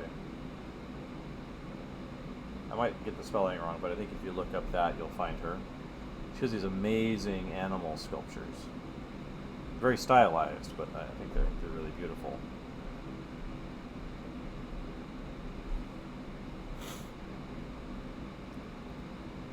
But through history, I think Michelangelo used wax for his studies before he would do a big sculpture. He would make a wax version. That was very common because wax is easy, I guess, to work with once you get it warm. There, that blue added a nice little touch. Side of the yellows. Probably not that noticeable on your screen, but maybe it's is it caverner? I'm missing an R in there or something. Oh wow. So it's swampland, so that's why no one calls it Swami outside of Finland. No one wants to be mean. I always think the names for other countries can be funny. One of my students was pointing out, the fact that we say, Finland instead of Swami, and how this is like a very negative attribute of English or American culture, that we don't call countries by their actual names. And I had to point out to her that almost nobody calls any country by their actual name. It's like I speak Russian and Lithuanian in addition to English. Those are all second languages for me, though, not my first language.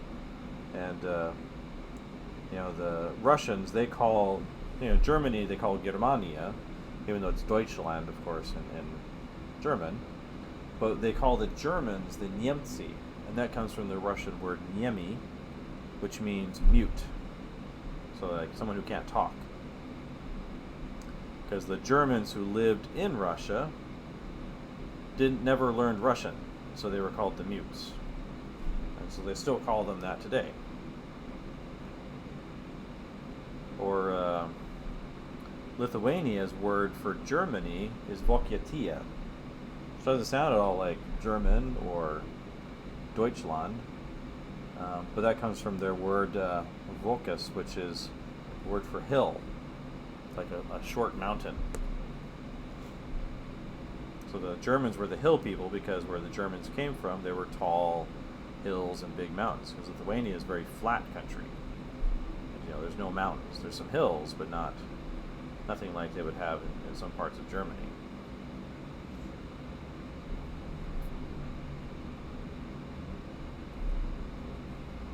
So I always thought those were very kind of funny. I knew that Finland was Swami because I think Lithuanians, they call Finland Swamia, which is much closer to the real name.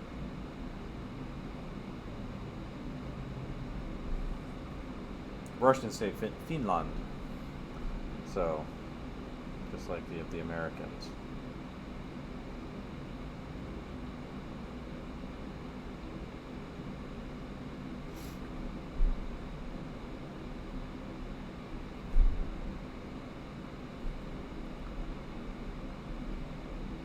Yeah, because I think very often Westerners, especially Americans and British people, they like to think that they're the best at being the worst. How's it go? Unkokskoneli. I don't remember the word for 5 in Estonian. And then there was Ragame Venikelt. Europeans often speak many languages because your countries are all very close to each other. Some people like to make fun of Americans because we often don't learn very many foreign languages. But most Americans, they won't spend very much time in other countries because they don't have to. America is a very big country, and so the chances of someone in Topeka, Kansas, meeting someone from Finland is very, very small. And then it's also even, their chance. Oops. Come right back.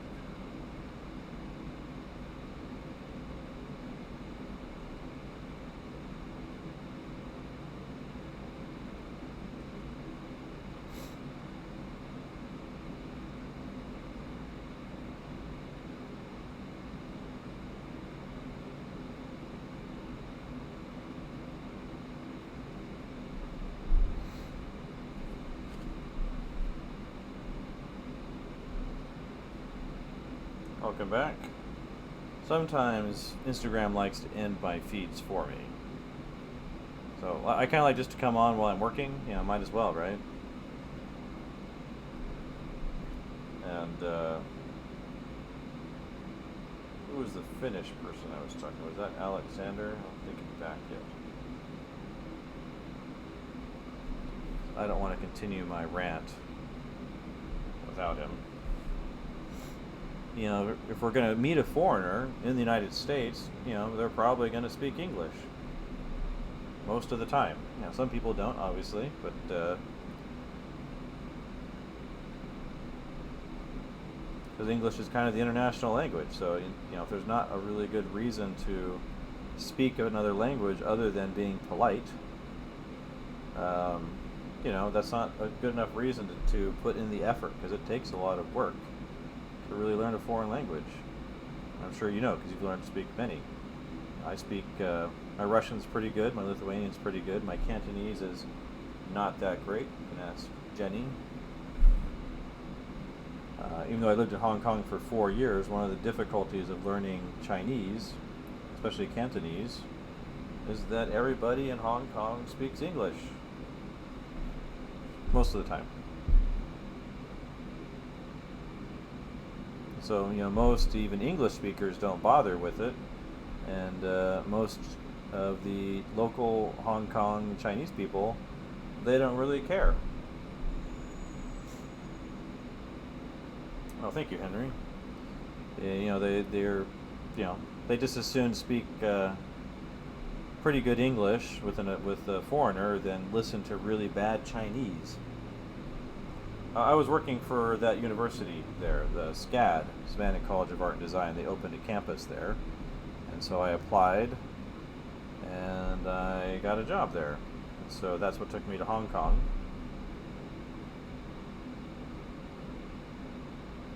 Most people in the West, or in America at least, think it's wow, you moved to Asia, it's got to be very, very different there. But Hong Kong is a very Western city, so it's very different than going into mainland China or even Japan. So Japan's very modern, but their culture is very, very different. But because of the English, because Hong Kong was an English colony for so long, it feels very Western there. There are differences, certainly, but it's not as big of a difference as you might see between the United States and, I don't know, Mongolia, which would probably be very different. So it was very easy to live in Hong Kong for the most part. They do some things a little bit differently, but actually I only had really 2 big complaints about Hong Kong. The weather is too humid all the time, except in like December, January. And then art supplies were really bad. Jenny probably remembers me complaining about art supplies in Hong Kong. Not that they're really bad, they just didn't have, it was hard to get really high quality. So most of it was kind of mid to low quality art supplies. Yeah, like this room right here is actually inspired by a place I lived in Japan when I visited there one of the times. And it's actually very funny with the Japanese thing, because before living in Hong Kong, I'd never been to Japan before. But people often told me, when they would look at my projects, that I had a kind of very Japanese design aesthetic to my work. And it wasn't something I tried to do. I never read very much manga. I didn't really look at Japanese art. But there was something about how I design that people thought looked, to them anyway, to be very Japanese. Now, certainly I think Japanese people might disagree, because I'm just a simple, white American who mostly lived in the United States for most of his life, almost all of it. But I think where it came from was an artist named Andrew Wyeth. And Andrew Wyeth is very popular in Japan.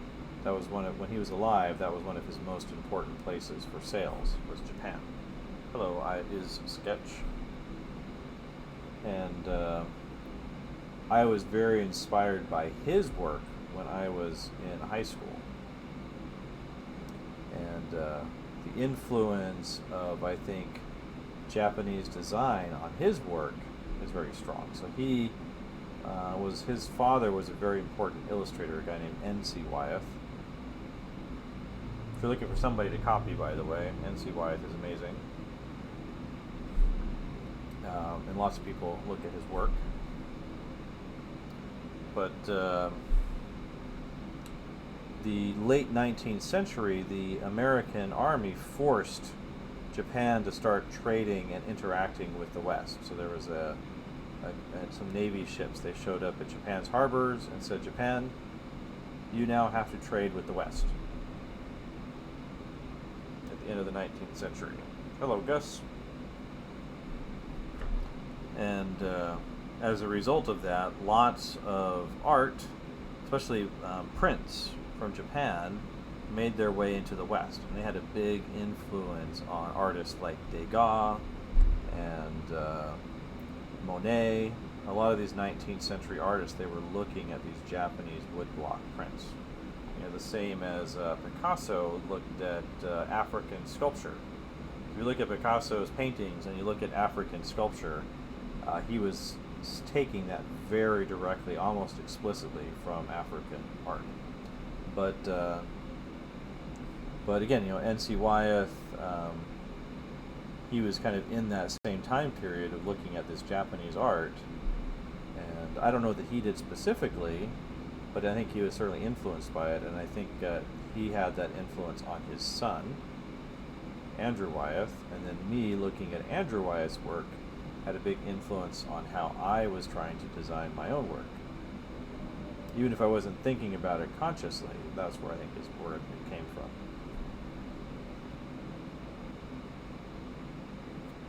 If it's there, that's just what people have told me, and so I'd never really thought about it until people started telling me that.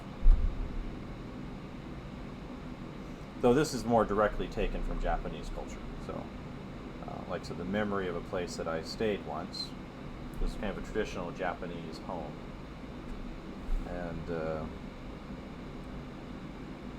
so this is certainly more directly inspired by that stuff. And I've been trying to take, my experiences living in Hong Kong and visiting different places in Asia, because I was living in that region.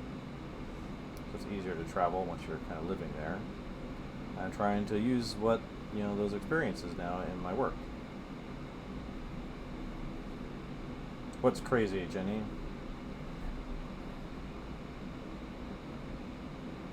Well, I think that's what I've been talking about just now. So I think I've been trying to take, the many things that I've seen and take pictures of and sketched and use that in my work. So I went out there and I think I had a really good experience, and I want to use that experience in my art. It's like this couch right here is based off of the couch that I have. It's a fake version of a very expensive couch. I had this couch made in Hong Kong at a company called Sofa Sale. I still get their emails because I can't unsubscribe. Oh. Yeah, you never know where influences often come from, but I've tried to kind of pay attention to where mine came from.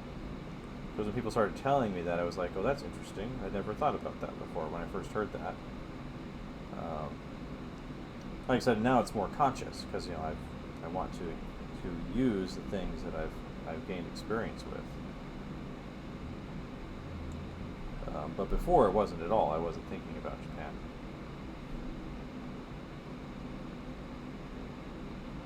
Because it's hard to know what your influences are until you take stock of what's going on.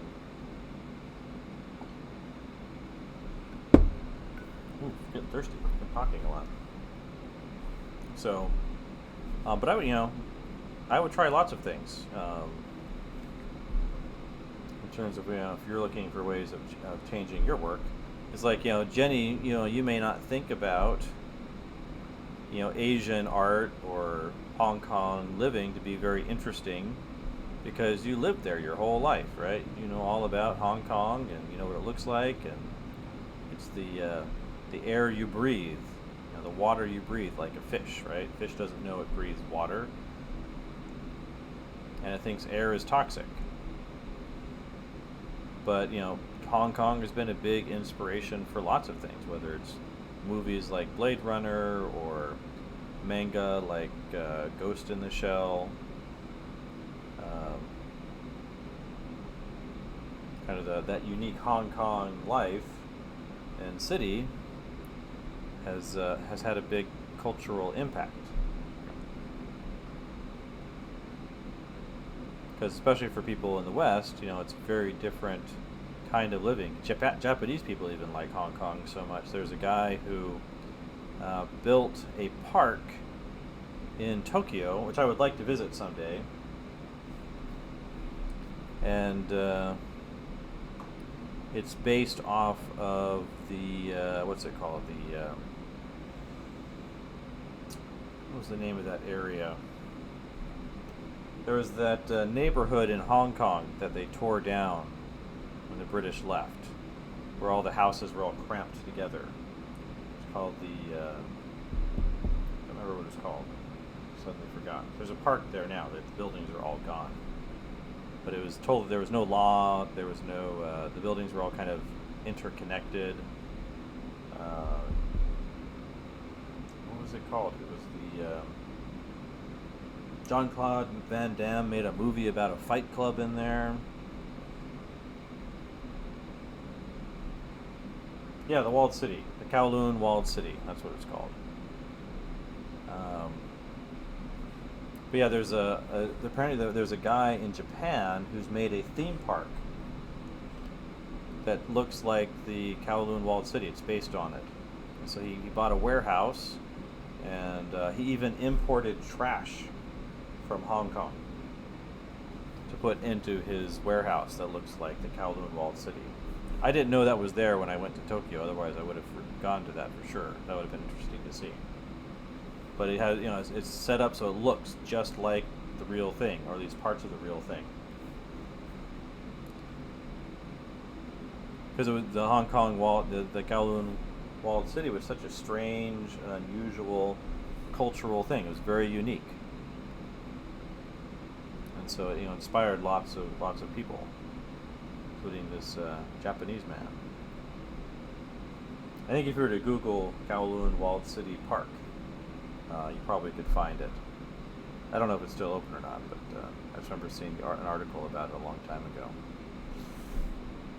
Hello, SMA CG artist. You found it? Is it still open?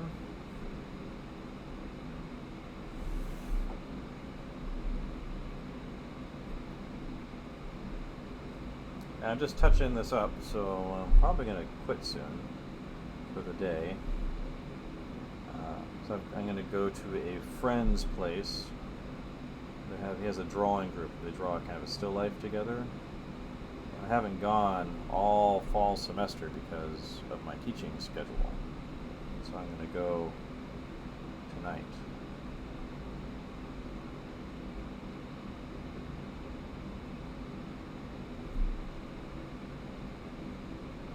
I didn't leave my pin up. Let's see. Scroll back to the beginning. There we go. Pin comment. There we go. Scroll back down. But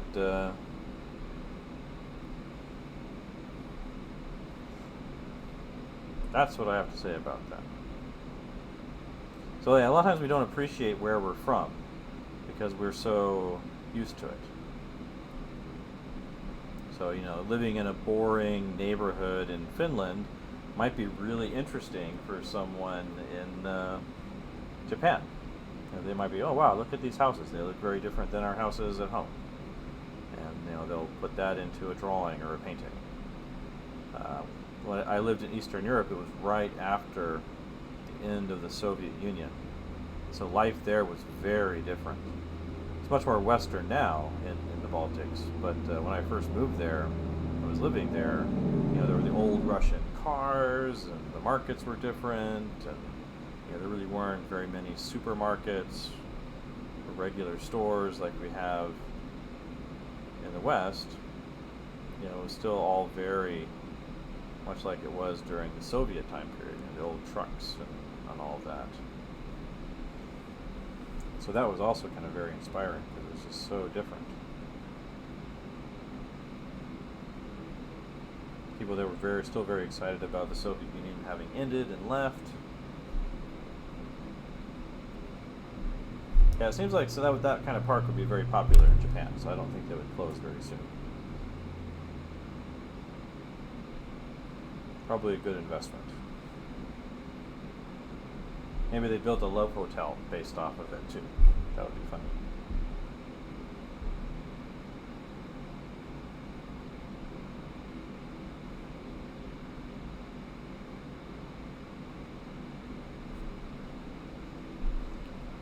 So, let's see.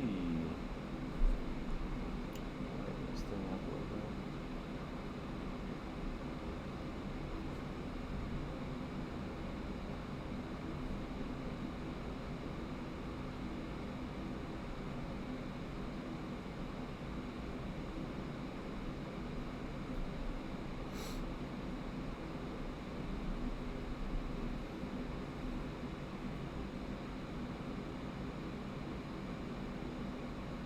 This is a little bit of a tangent here that I might go back and fix.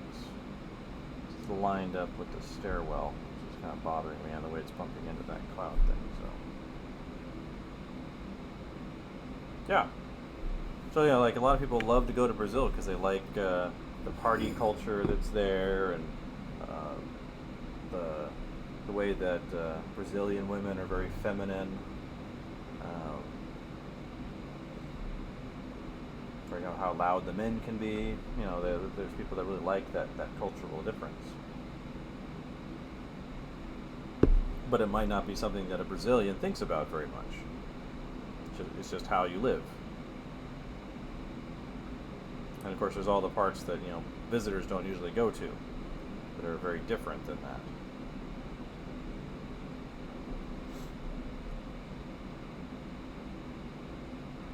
But and I've never been to Brazil. The only part of Latin America I've ever been to is Tijuana.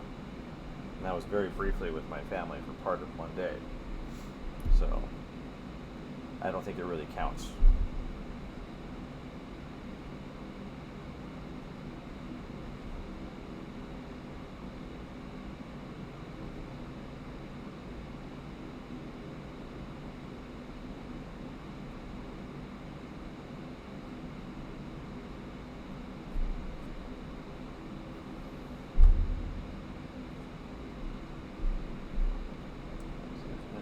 Parts that bother me.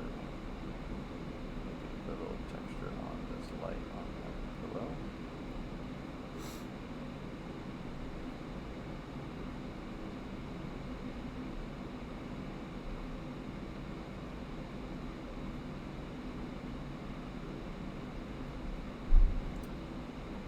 So, yeah, I think I better stop because I gotta get ready. I take my dog out. It's been a while. He's still tired. He's very tired. We had to go get his nails done today. He was not happy about that. It's not fun. It's not funny. Don't like it. So, but we haven't been outside for his W-A-L-K for a while. I probably should do that. Just pull this thing up.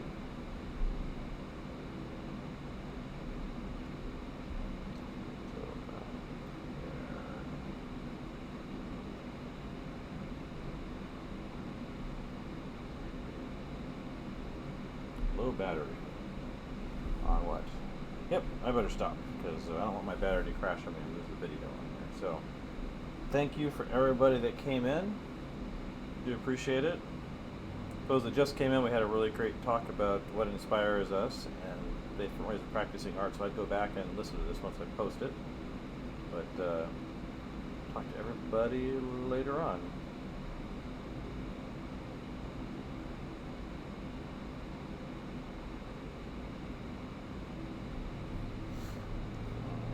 Stop video. Plug in.